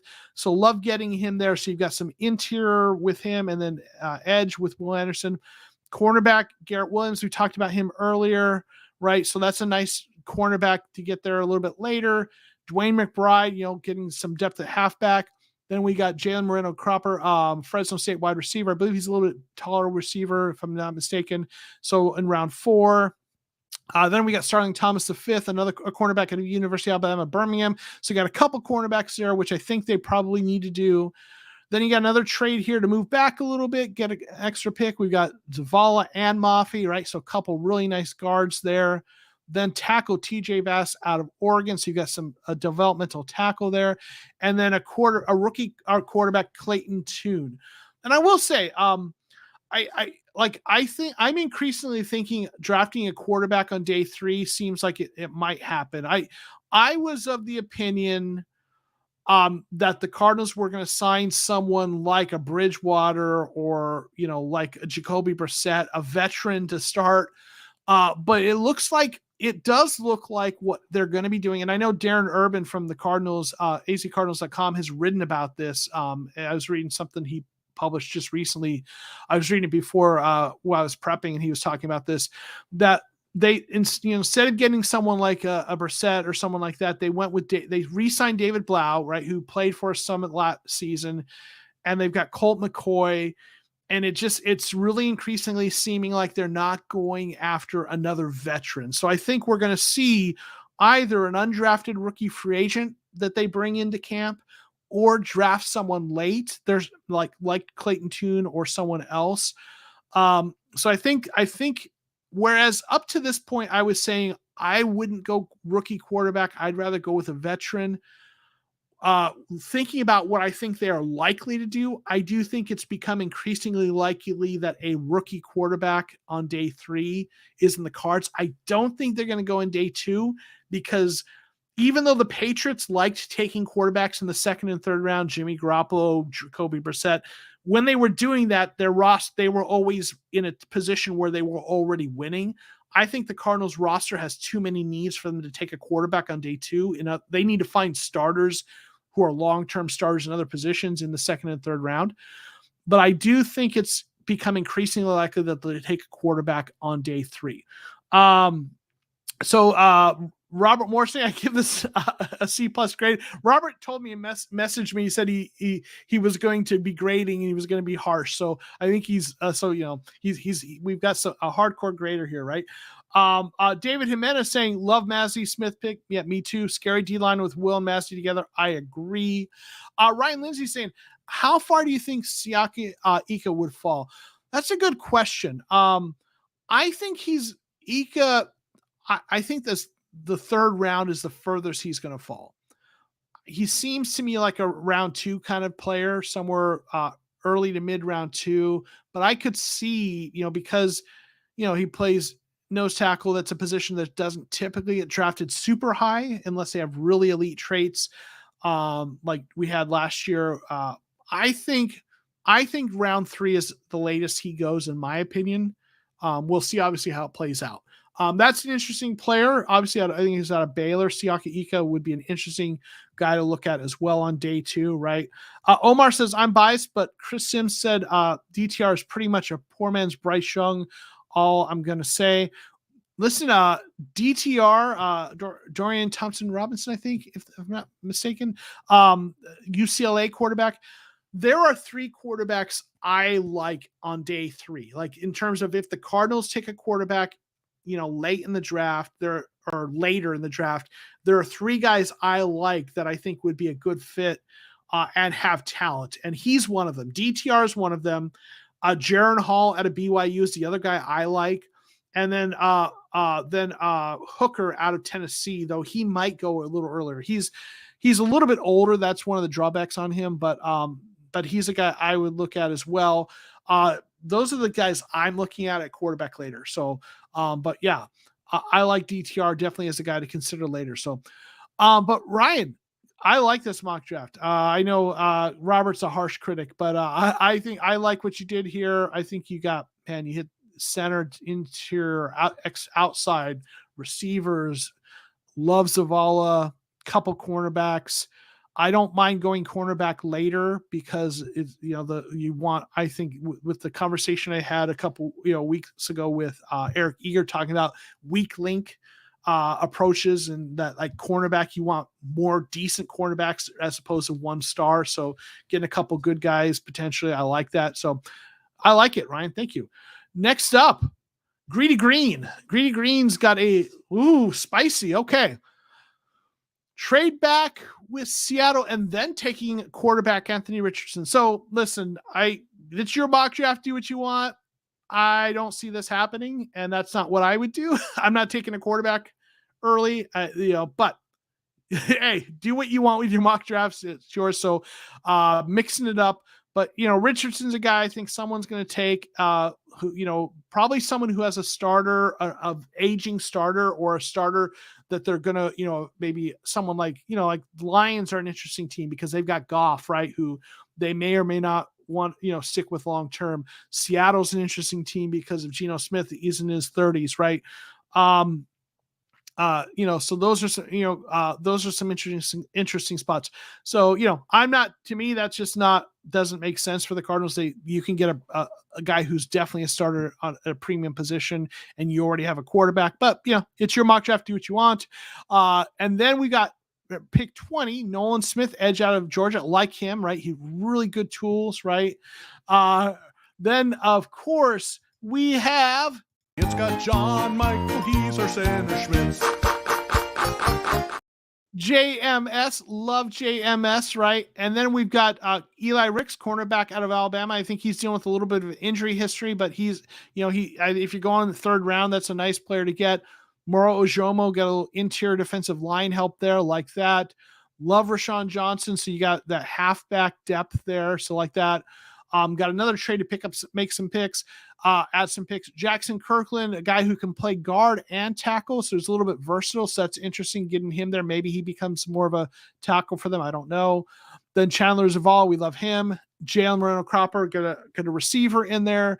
Richard Gage, a tackle out of Florida, right? So developmental tackle. And then Dylan Horton, edge out of TCU, so developmental edge late. So, Robert Moore, Spice gets A-.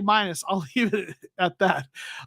So, listen, it's spicy. A lot of stuff I'm not doing there. But I love John Michael Schmitz, like Eli Ricks there. Love Nolan Smith, Ojomo, Rashawn Johnson. There's some nice picks on here despite the quarterback thing. But all right, thank you for your mock draft.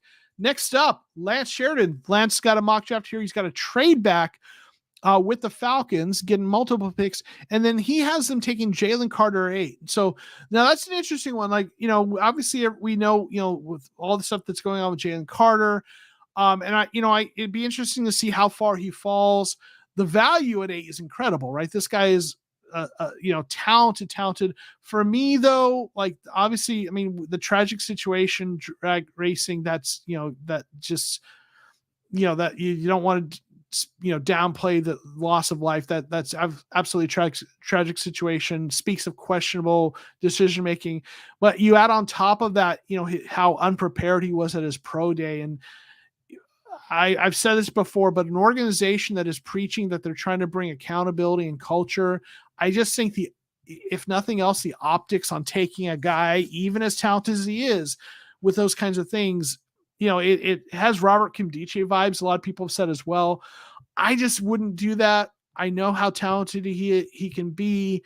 There are other talented players, but that's kind of what's going to happen with him. Like, I think is that he's going to slide a little bit, and someone's going to decide that the value is too good to pass up on. So love the player in terms of what he brings. It just, again, the flags and all that, but then in the second round, we've got linebacker Jack Campbell. I know Lance loves Jack Campbell. He's one of the best linebackers in this class. He's a great player. I just don't know if they're going to go linebacker that early, having brought in Kazir White and drafted linebackers so early, but love the player, no doubt. And then we have Andre Carter II. He's a developmental edge out of Army. Did one thing at the combine, and that was his bench press, and didn't do well at that. But he's a guy who's long and has some physical traits, that they are looking at, that teams look at, right? So I think this is a guy that's going to be interesting. See what happens with him. Garrett Williams, cornerback out of Syracuse. We talked about him a lot, so get cornerback on day 2 like that. Tanner McKee, quarterback out of Stanford. Like I talked about that earlier. I don't hate them going cornerback. I just think they're not going that early with all the other holes on the roster. I think they're going to go later, but I am increasingly open to the idea of them going quarterback somewhere. Dwayne McBride, so adding some halfback depth, and then Deuce Vaughn, kind of a smaller, kind of in space scat back kind of guy. So you got a more powerful back and then a smaller back. So the nice, interesting combo there. Love Chandler Zavala, right? Love him.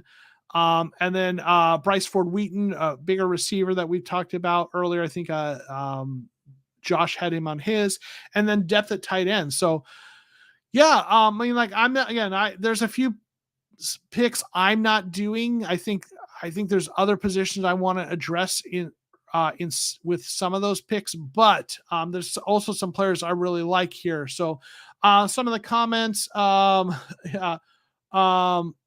let's see. This edge, get a talented one later. Okay. I'm not sure which one you're talking about. Okay. But Omar said, I swear if he becomes the next Albert Hainsworth, I'm going to be mad. Yeah. Right. David Jimenez, any chance Carter falls second round? I don't think so. I don't. I think Jalen Carter, it's going to be one of two things. He's either going to go in the first round or he's going to go undrafted. If the legal stuff starts to ramp up and teams are concerned enough that they like really like it's going to, if it gets bad enough, he's going to just go undrafted. But if it doesn't end up being to that level, if like with what in terms of what's likely to happen to him and hearing that, you know, what kind of consequences he's going to be facing legally, if teams feel like he's going to play, someone in the kind of someone between picks, I think as early as 5 and as late as 10 or 12. But someone's going to take him, and if someone doesn't draft him by then, it's because he's going undrafted, in my opinion. So I don't think that's going to happen. Omar saying probably mid first for Carter. Yeah, I think that's kind of his as far as he's. I mean, I think Philadelphia, if he makes it to Philadelphia, I don't think they're passing on him with, you know, they've got some older players. They've lost some players in free agency. So yeah. Robert saying grade D linebacker drafted too high, no center. I would like Carter, but the red flags are too risky. So Robert agrees with some of those thoughts. Deuce is interesting though. Pass catching running back. Right. Chris Smith saying, I would be hesitant to draft any player from military school because I'm not sure if they still can be called up to active duty. That's interesting. I imagine I will say this, like, the military, I think with players that make it or drafted, I think historically have been pretty flexible with those kinds of things. But that's an interesting thing to think about, obviously being from Army. Robert Moore saying, I can see the Lions or Eagles taking a chance on him. I think you're right. Yeah, I mean, I wouldn't be shocked if the Lions take him. Yeah, absolutely. It's another place I could see him. And maybe they feel like their locker room can set him straight. You know, they've got some interesting culture guys there, right? Let's see. We might pick him up, Carter, undrafted as Carter. I just don't think so. I really, if they don't, I don't think so, but we'll see, right? Yeah. So, all right. Lance, thank you for your mock draft. Next up, we got Hiding Out now. So he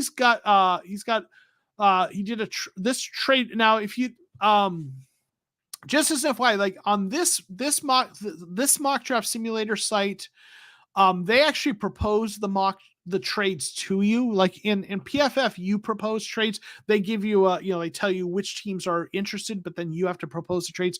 And this one, they actually propose a trade. So they proposed to him one really interesting trade. I mean, they traded back a lot to pick 12, but picked up a early second round pick, and then 2 future firsts and a second. So that's quite a future haul there. So he took that one, traded back to 12, took Brian Bresee, a guy who, you know, really talented guy who's got some interesting interior pass rusher, had a really difficult year, some tragedy, lost his sister to cancer, if I'm not mistaken, had his own illnesses and stuff. So he had a down year this last year, but people are understandably giving him a pass on that. When you look back at what kind of player he was the year before, really talented guy. So that's an interesting interior pass rusher. Then doubled down on the interior pass rush with Kalijah Cansey, a guy who's a little bit like Adebawari, like just really twitchy, like really athletic, but a little bit small. So that's an interesting guy there to add there. Then we got Steve Avila and Whippler that Josh Butts picked those two guys there in that same order, like we talked about earlier. Love the players. Again, I don't think they're going Avila and Whippler that early. I think they're just doing one of those guys, but definitely love the players. Tank Bigsby, you got a running back out of Auburn, so adds a running back to the room. Darius Rush, cornerback out of South Carolina. So you have a just cornerback with South Carolina player. And then back-to-back, Garrett Williams, cornerback out of Syracuse. So we talked about him before. So you got a couple cornerbacks there.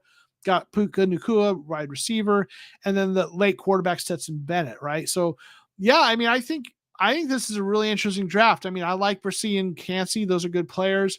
You know, I think a lot of people would want to see an outside line or an outside edge rusher, more traditional outside edge rusher on the team. But I could also see them going with, you know, the guys that they drafted last year, Sanders and Thomas, and then focusing on like this. So I think I like this draft. I think it's pretty good. Let's see a couple comments and questions here. Ryan Lindsay, what are the odds Brzee falls to 34? I think that's possible. I've seen some mocks that have him falling that far. So I think he's going in the first round, but I could see it going there. And if it happens, that'd be a player I'd love to pick up there. Right. So I think it's possible, but not super probable, but I think it's a much better chance he falls the second round than Jalen Carter, for example. Right. Let's see. That's something Steve Keim could pull off, but waste the picks, right? Yeah, the trade. He would get a trade like that, but waste the picks, right? Yeah. Opinions on quarterback Rush. I haven't really looked at Darius Rush out of South Carolina, to be honest, David. So I don't know a lot about him. I need to look at him, you know, a little bit more.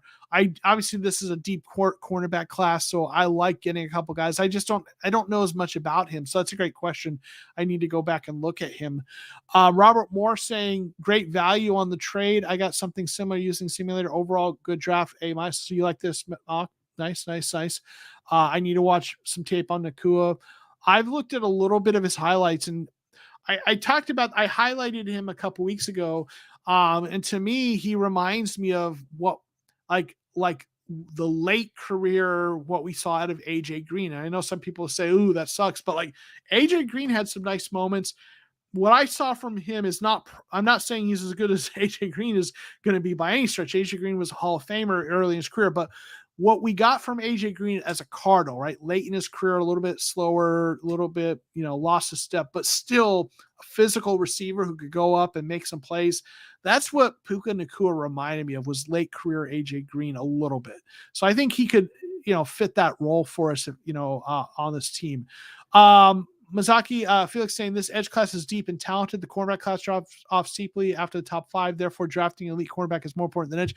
You know, respectfully, I don't see it. I don't agree with that. I mean, I do think the edge class is deep, but I think the cornerback class is also deep. A lot of people have said that. And I would encourage you to go back, if you haven't watched it, watch the interview I did with Eric Eager, because we talked about this, that like with cornerback, you know, being a weak link, and I know I talked about that earlier tonight, position, there's an argument for not going after elite cornerbacks, but instead going after like getting a room of 5 guys that are solid, as opposed to elite, having one elite guy and, you know, having maybe some weaker links there. So I do think this is a good cornerback class. So I actually don't mind going later.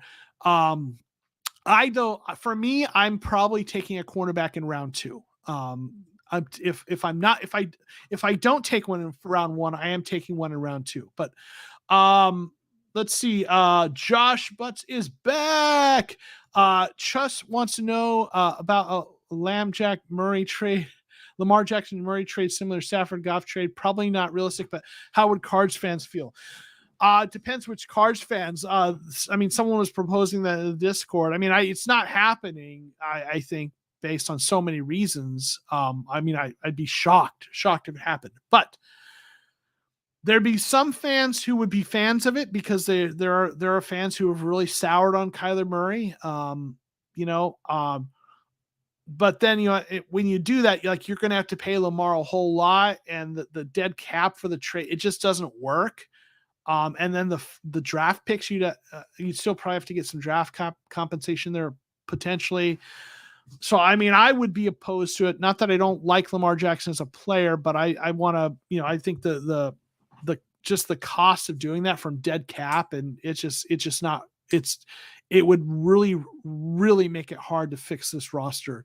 But in a universe where that didn't happen, I want to see what Kyler Murray can do in this offense, because I know Lamar Jackson, he was an MVP. They built an offense around him that really worked for him. Greg Roman did a good job building that offense around him. Kyler Murray has a better arm than Lamar Jackson, and that's not meant as a slander on Lamar Jackson. Kyler Murray has like a really good arm. I know he had a rough season last year, but like he can make every throw. I want to see what he can do in a good offense. So I think the upside, people are underselling the upside on that. So I wouldn't do it, but I know there would be some fans who would be all about that. Ryan saying, do you think there's a possibility we trade D-Hop for Buffalo's 59 pick and Cody Mock at 59? I think it's absolutely a possibility we traded for that pick. Is Cody Mock the guy they take? I think that's possible. He's a guy who could play. He's the guy they think is going to move into guard. He played tackle. They think he's going to move to guard. So that's a possibility. I think I think there's other guys they might prefer to him there, but I think it's possible. He's a guy that could fit their offense, and I definitely think that trade's a possibility. So yeah. Let's see. Sorry. Omar's saying if we didn't give Kyler his contract, maybe it's that contract just makes it really hard to trade, right? Let's see. Josh saying, I'm also on the Kyler Murray's better than Lamar Jackson, so I agree. Okay, yeah, good to know.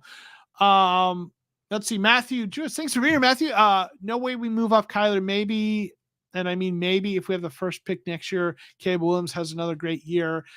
Yeah, I mean, I think that's in the realm of possibility, but not super likely. Like if Kyler Murray comes back and plays at all and shows any promise and looks decent, I think they're sticking with him even if they have that first overall pick, they're going to get a king's ransom for it, and they're going to build around Kyler, in my opinion. But yeah.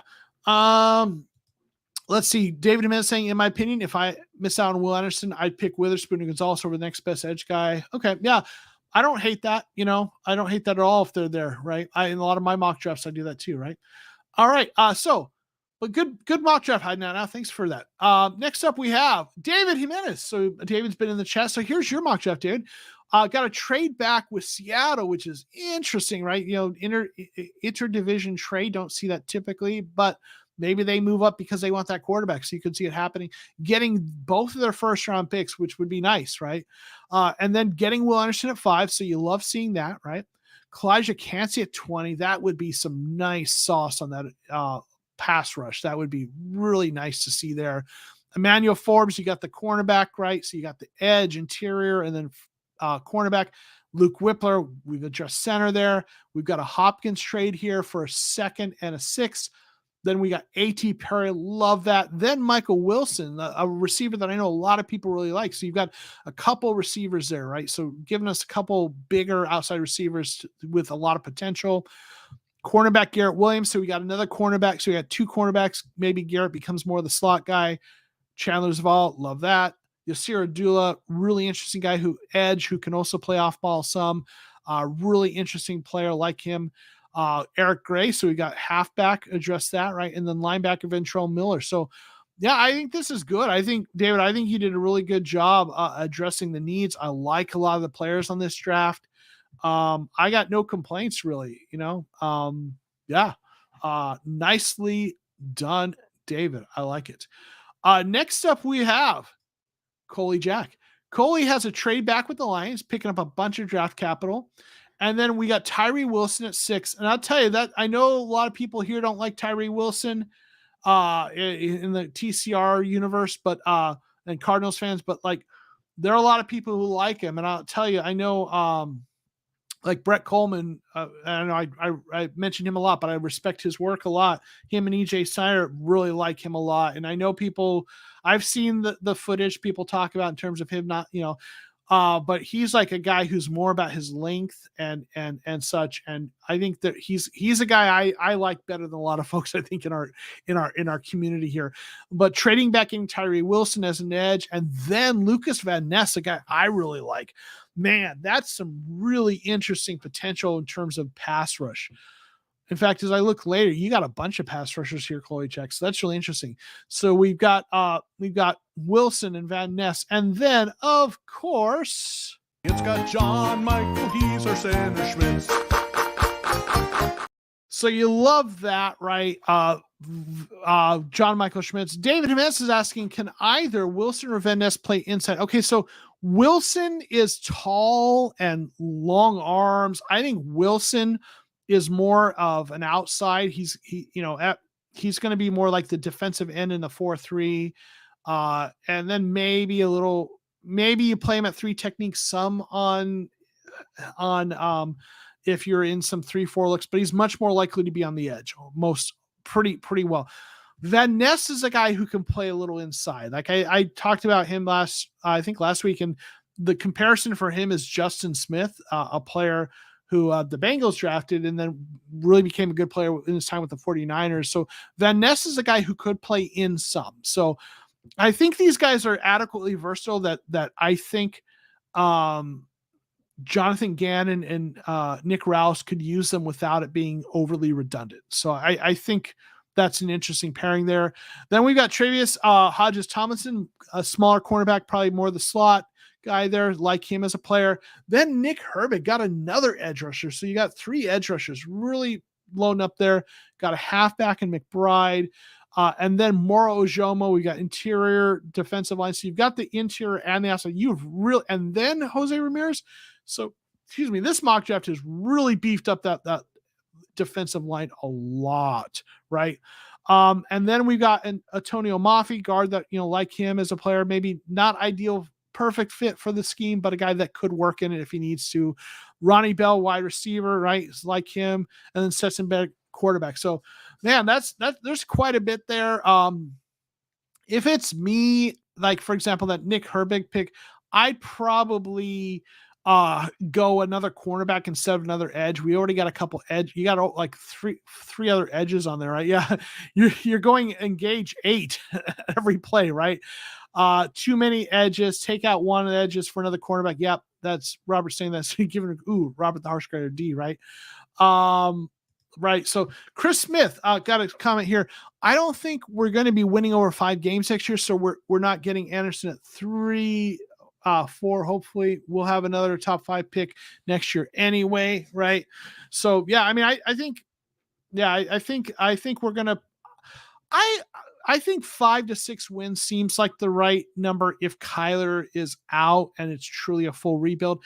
But if Kyler comes back earlier than we thought, like if he misses 4 games and he comes back and he plays like 13 games, I know that's an if, but if he plays 13 games and the coaches coach up the players and we have a good draft class, I'm not saying we're going to be like a winning record team this year, but like teams sometimes surprise you. I mean, look at, people thought the Giants were going to be bad this year. And listen, they fell off towards the end there, but the Giants surprised people and they didn't have going into the year, they didn't have like stellar talent across the board.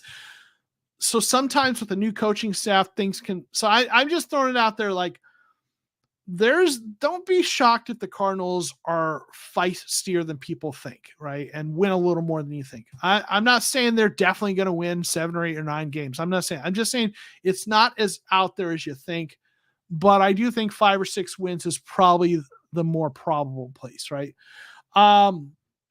Okay, so Mazaki Felix, really like David's draft. Oh, so for David Jimenez, yeah, nice, yep. Okay. And then Robert saying, is it possible Gannon does the Eagles strategy, focus on this year's draft and one side of the ball and the other side on next year's draft? I think that's possible. And I think what you're referencing is there was a conversation where they talked about how like his first year as defensive coordinator, kind of the thought the kind of the way they approached it was like he told the Eagles, I will coach up the defense, take care of the offensive side of the ball in the draft this year, and I'll make our defense work. And then they did that. And then they got him some help on defense in the second year. So the question here is, do we think he's going to do that? Like try to focus on, maybe one side of the ball this year, whether it be offense or defense, and let the coaches just work with what they got. Maybe that's possible. I think though, like, I think what they're going to do, if they do that, it'll be the defense they focus on more this year, because I think the offense, they feel like, and I've said this before, they just need to fix the offensive line. If they can fix the offensive line and get Kyler healthy, the offense can be decent with what they've got. I'm not saying it's good enough long-term. They'll need to upgrade the receivers at some point and upgrade some stuff, but like grab a running back in round 4 or 5, fix the offensive line and get Kyler going. And that's all you need to do for the offense for now. Right. And fix that defense. So I don't think I think it's more likely that they focus on offensive line and defense. I don't think they're going to go just one side of the ball. They're going to go off but I don't think they're going to go all offense. I think it's going to be offensive line and then defense, but we'll see. Right. Let's see. Josh saying, people thought Seahawks were tanking as well, and they went out and surprised people in an almost identical situation. Carson, 100%. They had a heck of a draft class. Here's hoping we can do something similar, right? Agent 47, 7 wins is my bet if Cable comes back week 4, but not surprised if we get 9. That's not, listen, Kyler's a good quarterback, despite what some people have forgotten, right? They could, if they fix that offensive line, get coach up the defense, wouldn't shock me, right? Robert's saying if they do focus on defense first, they'll sit Kyler the year. I don't think I think they're going to sit him if he can play. I really don't. They're going to be careful with him, but we'll see. Right. David saying definitely work heavy on defense this year and hopefully get an early pick next year, work on the offense. Right.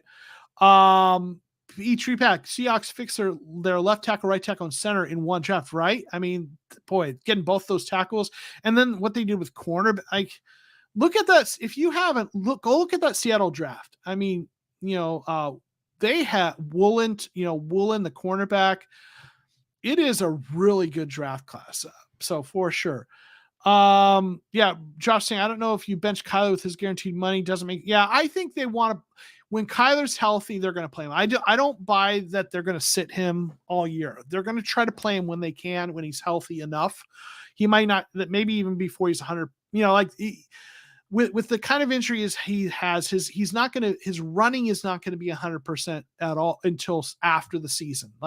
But that with ACLs, they talk about about 8 to 11 months in, you get 90% of your running back, right? But you're never 100% takes a little longer, but they're going to run with him less, right? And they're going to play him. So I don't think they sit him, right?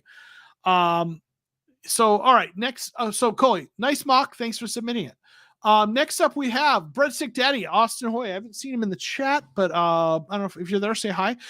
So he's got a trade back with the Raiders, got Jalen Carter. We talked about that earlier. I wouldn't do that for other reasons, but talent-wise, love it. I love the player talent-wise. Then he's got Osiris Torrance, guard, second round, pick 34. A lot of people say he's the best guard in the draft, and he probably is. I think he's better suited to a power running offense and an inside zone than what they're going to be running. So I'm going someone else at guard. But he's a great player. So, not banging it on the player, but let's see. P. Treeback saying no Jalen Carter, red flags galore, right? And then we've got Adesima Adebore. I love him, right? We talked about him before, so love that pick. Luke Whippler, we've talked about him a lot, love that. Got a Hopkins trade for a second and a 6th. Then we got Eli Ricks, cornerback in the 3rd round. So we've addressed cornerback a little there on day 2. Andre Carter, so edge you're going to try to develop. And then Moro Jomo, another interior defensive lineman. So you really short up the defensive line. Got a halfback, Dwayne McBride, another edge, Viliami Fehoko, really getting a lot of those edge rushers. Okay. Chandler Zavala, love him. Justin Shorter got a receiver on day 3, and then a safety, Quindell Johnson out of Memphis. Yeah, there's a few things I do different. We talked to Carter and Torrance. I'd go different direction. excuse me. And, I'd probably get in one of those edges. I swap out, flip it out for another cornerback if it's me. But you hit a lot of the key positions. So like some of these players a lot, right? David Jimenez likes shorter. He thinks that's a steal of a pick, right? So definitely like that, right? Yeah, Luke Whippler, new official center of the Cardinal rule, right? Yeah. Oh, John Michael Schmitz. Yeah, we love John Michael Schmitz, but Whippler's probably going to be the guy, right? One major analyst said his favorite prospect draft is Justin Shorter. What's his deal?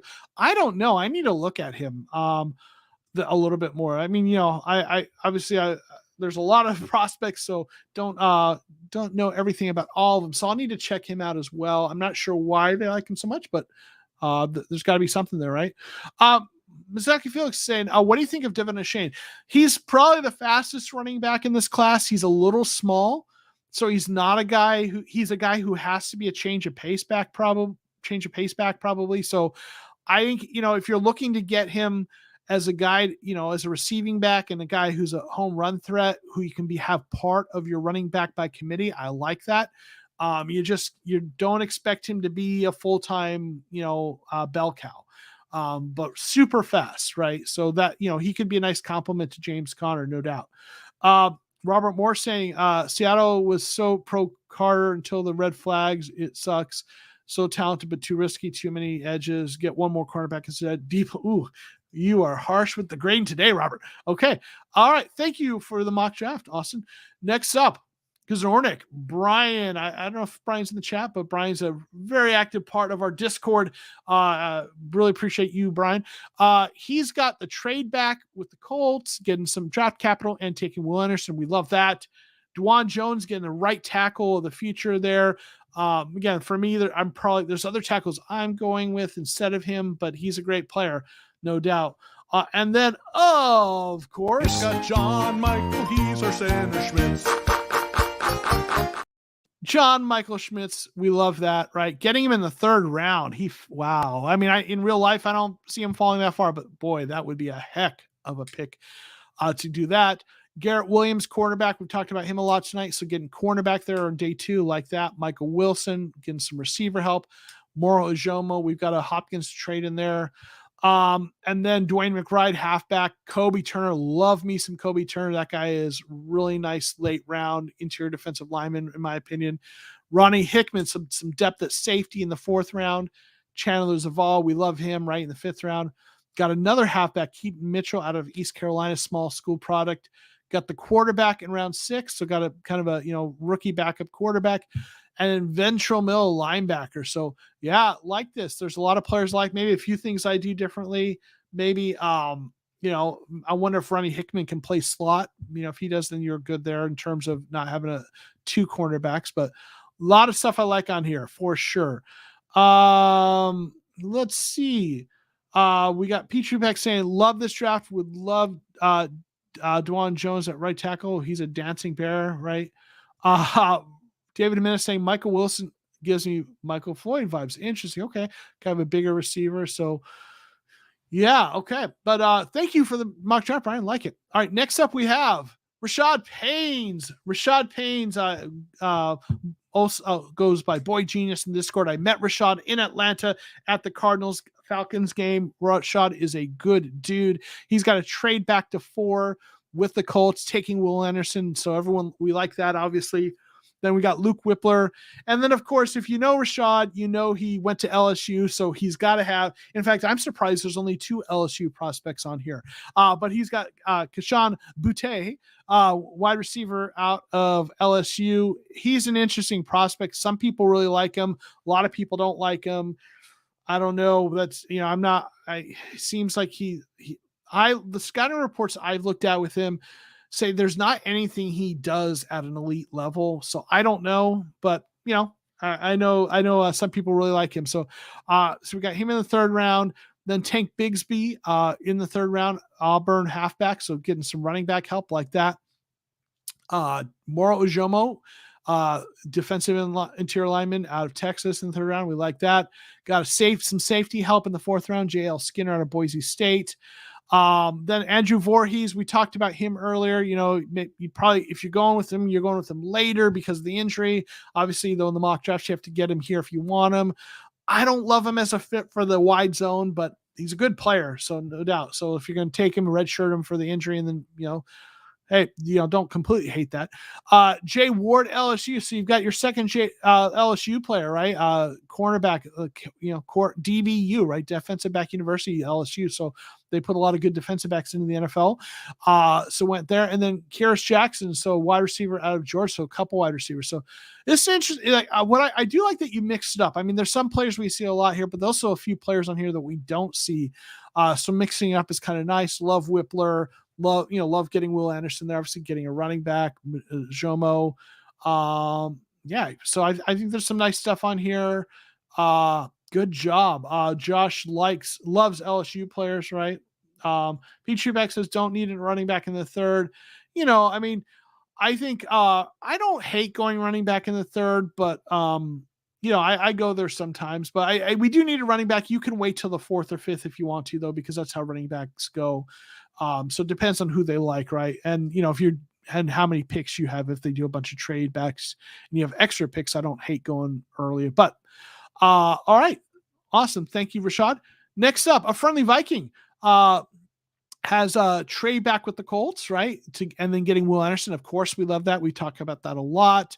Then we got Mozzie Smith. Love that, right? Got the interior and edge, right? Then we got Avila and Whippler.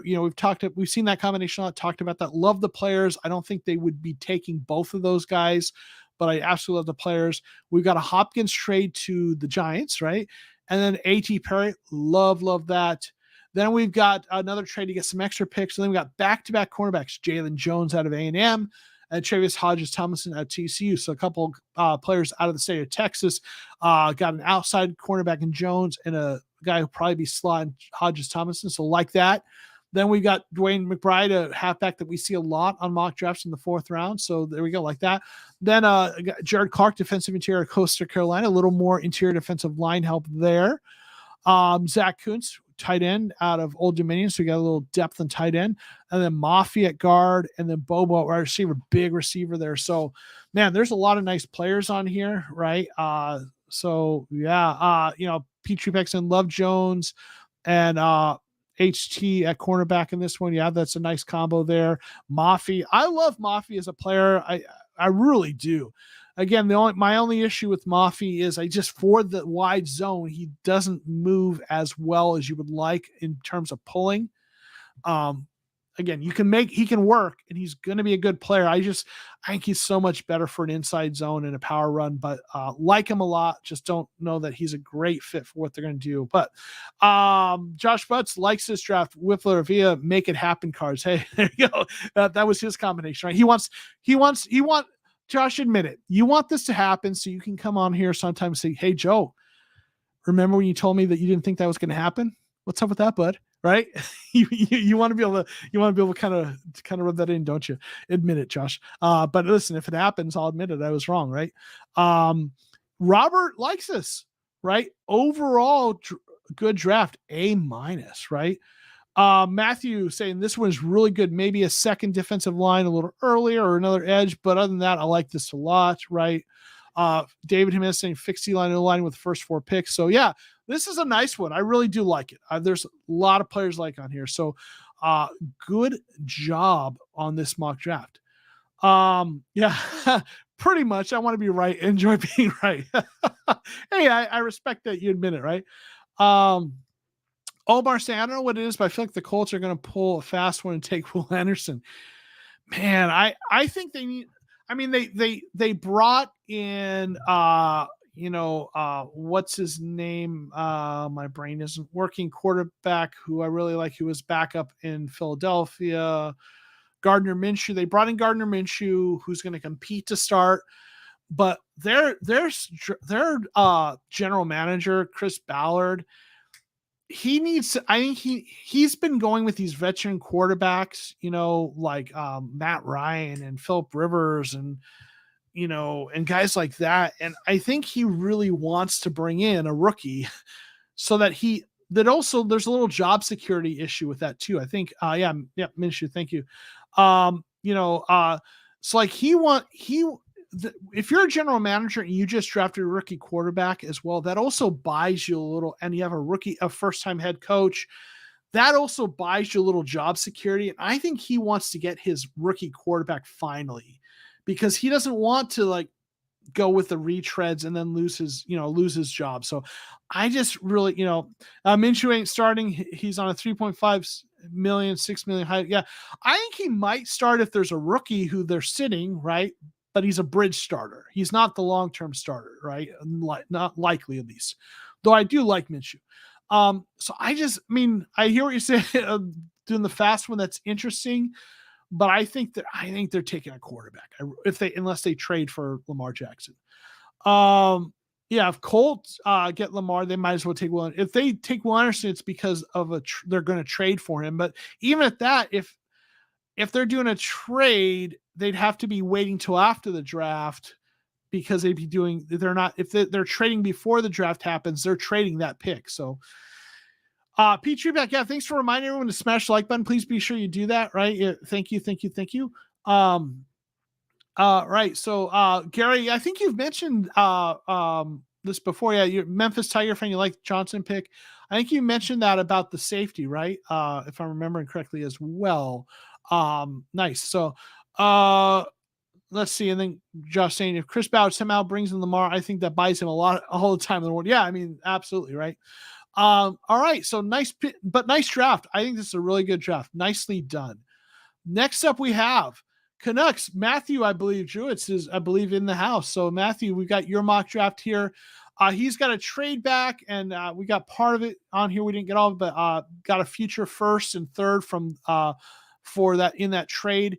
So we got trade back and then Tyree Wilson. I like that. I know not everyone likes him, but I think that would be a nice pickup.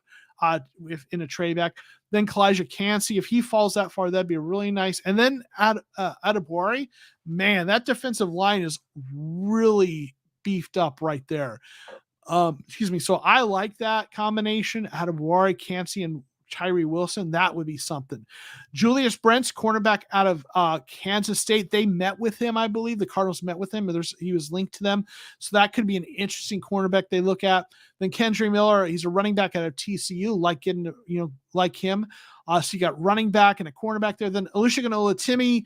Listen, if they miss out on those centers early, that's the next guy up for me. So if they don't go Whippler or John Michael Schmitz or Joe Tippmann, Olatimi's the guy I look at there on early day 3, probably.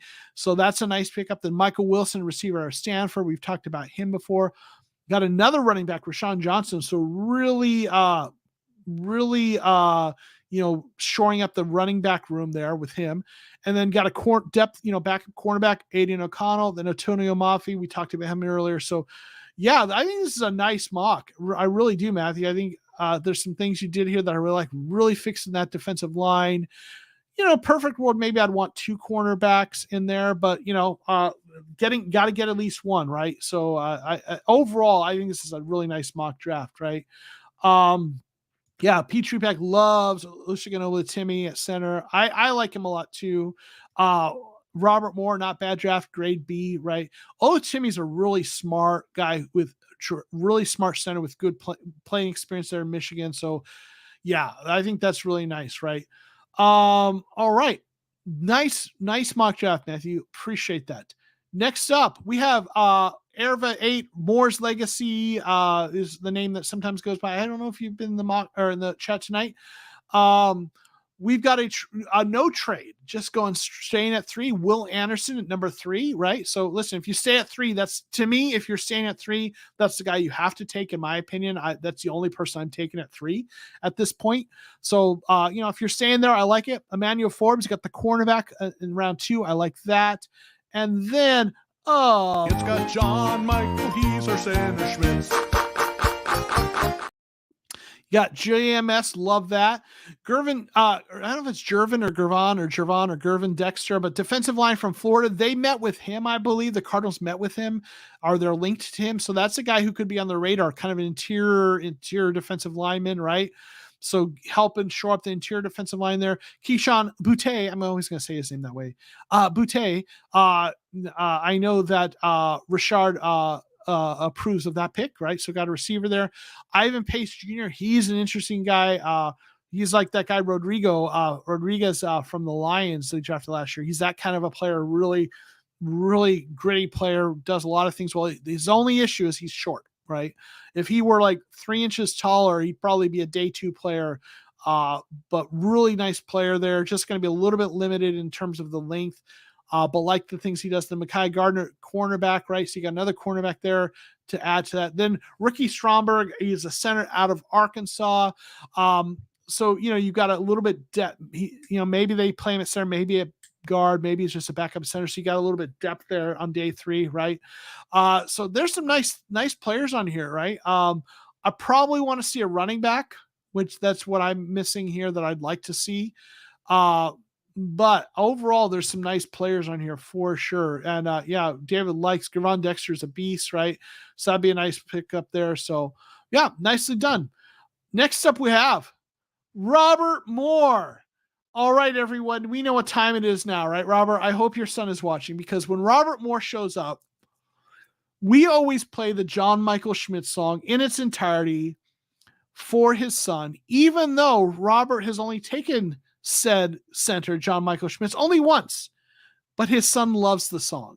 So this whenever Robert's drafts are here, yes, and grade him harsh. When we go through it, you need to. He's been giving you all D pluses and D minuses. He's been handing out some harsh grades. So let's rip this one apart. But first, before we rip it up, that last minute submission is his excuse, right? Let's play the song for his son. Here we go. John Michael, he's our center Schmitz. His name's on my draft too. No matter what they say, this mock is A-okay. It's got John Michael, he's our center Schmitz. There we go. Josh loves the song too, right? It's a lot of fun, right? We have fun here at TCR Land. But says automatic F, right? Automatic F for Robert, right? For being the harsh grader, right? All right, so let's look at this mock though, right? So he's got a trade here, and he cut it off. So we got the notes of the trade.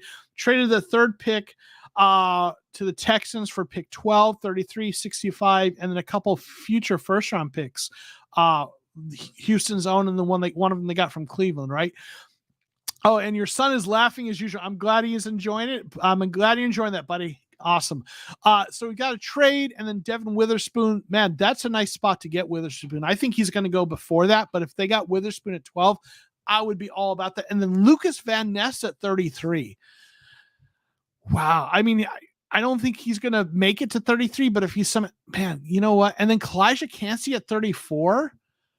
Listen, guys, I know we all want to give Robert an F, but based on those first 3 picks, I can't give him an F. Man, what the heck, Robert? Why do you have to? Oh, okay, but let's carry on. Those first 3 picks are like, if we ended up with those 3 players on those 3 picks, I would be ecstatic. I would be ecstatic about that. Wow.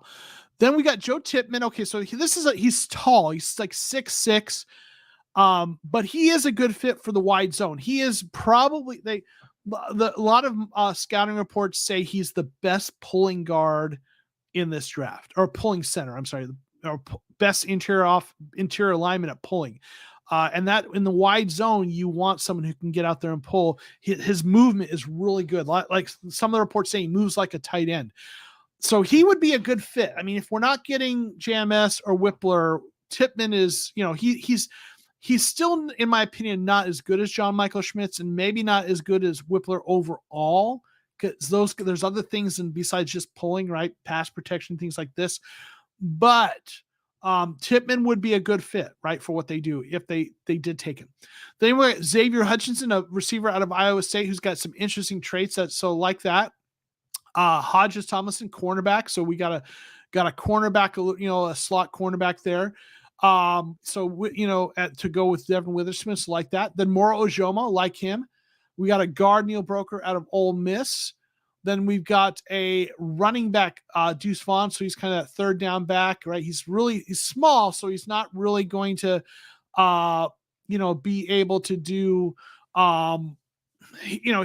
there's some things he's not going to be able to do, in terms of being more of a first down, second down guy, but he is a nice change of pace back, no doubt. And Stetson Bennett, the quarterback, so we got that rookie quarterback for backup, right? So, all right. So yeah, you know what? This is actually a pretty nice draft. I got to admit it. I hate to admit it, right?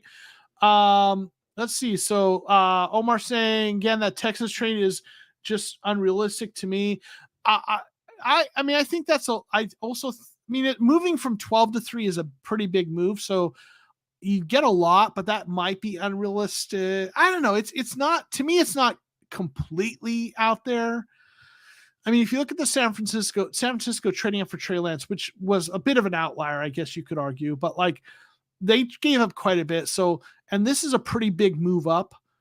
But I'm not sure. Yeah, I don't know, but it is a lot. I don't know if it's unrealistic, but it's a lot. Let's see. The JMS song has only been out by TCR theme song. Yes, I mean both on Spotify immediately. Nice. They are on the YouTube channel, or at least the JMS song is. I don't think the TCR theme song is. Okay, he gets a D-, right? Yeah.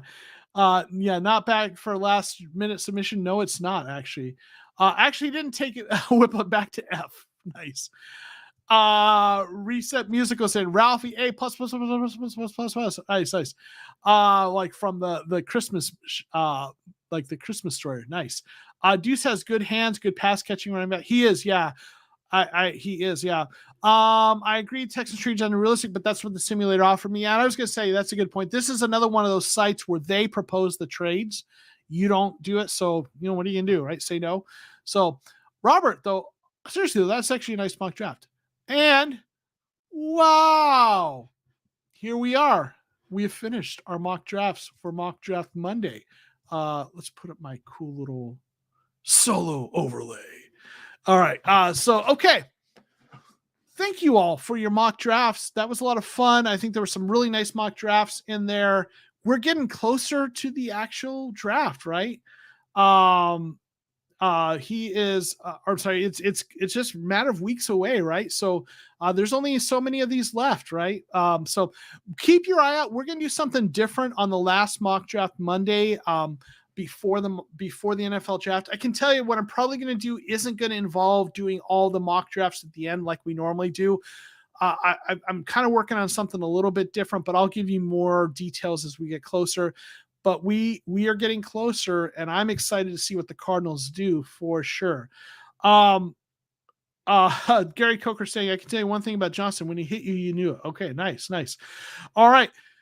Thank you all for your mock drafts. Thanks for hanging out on Mock Draft Monday. I appreciate it as always. I appreciate you all being here. It's just like a month away, right, from the NFL draft, maybe thereabouts. So I'm excited about it. So we're getting closer. So I'm gonna, as I always do, I'm gonna put up my sorry, Josh saying Cardinals gonna take a via round 1, whip it around 2. Sources tell me, right? Yeah. Nice.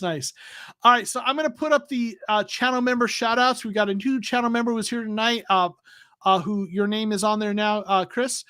So thank you, everyone. And obviously, we're going to get the Mock Draft Money theme song on our way out. See y'all later. Peace. Hey, yo, it's Joe Mo. He's the host of Mock Draft Monday on the Cardinals show. So join the live, hit like and subscribe. Enjoy the podcast tonight. Enjoy the podcast tonight.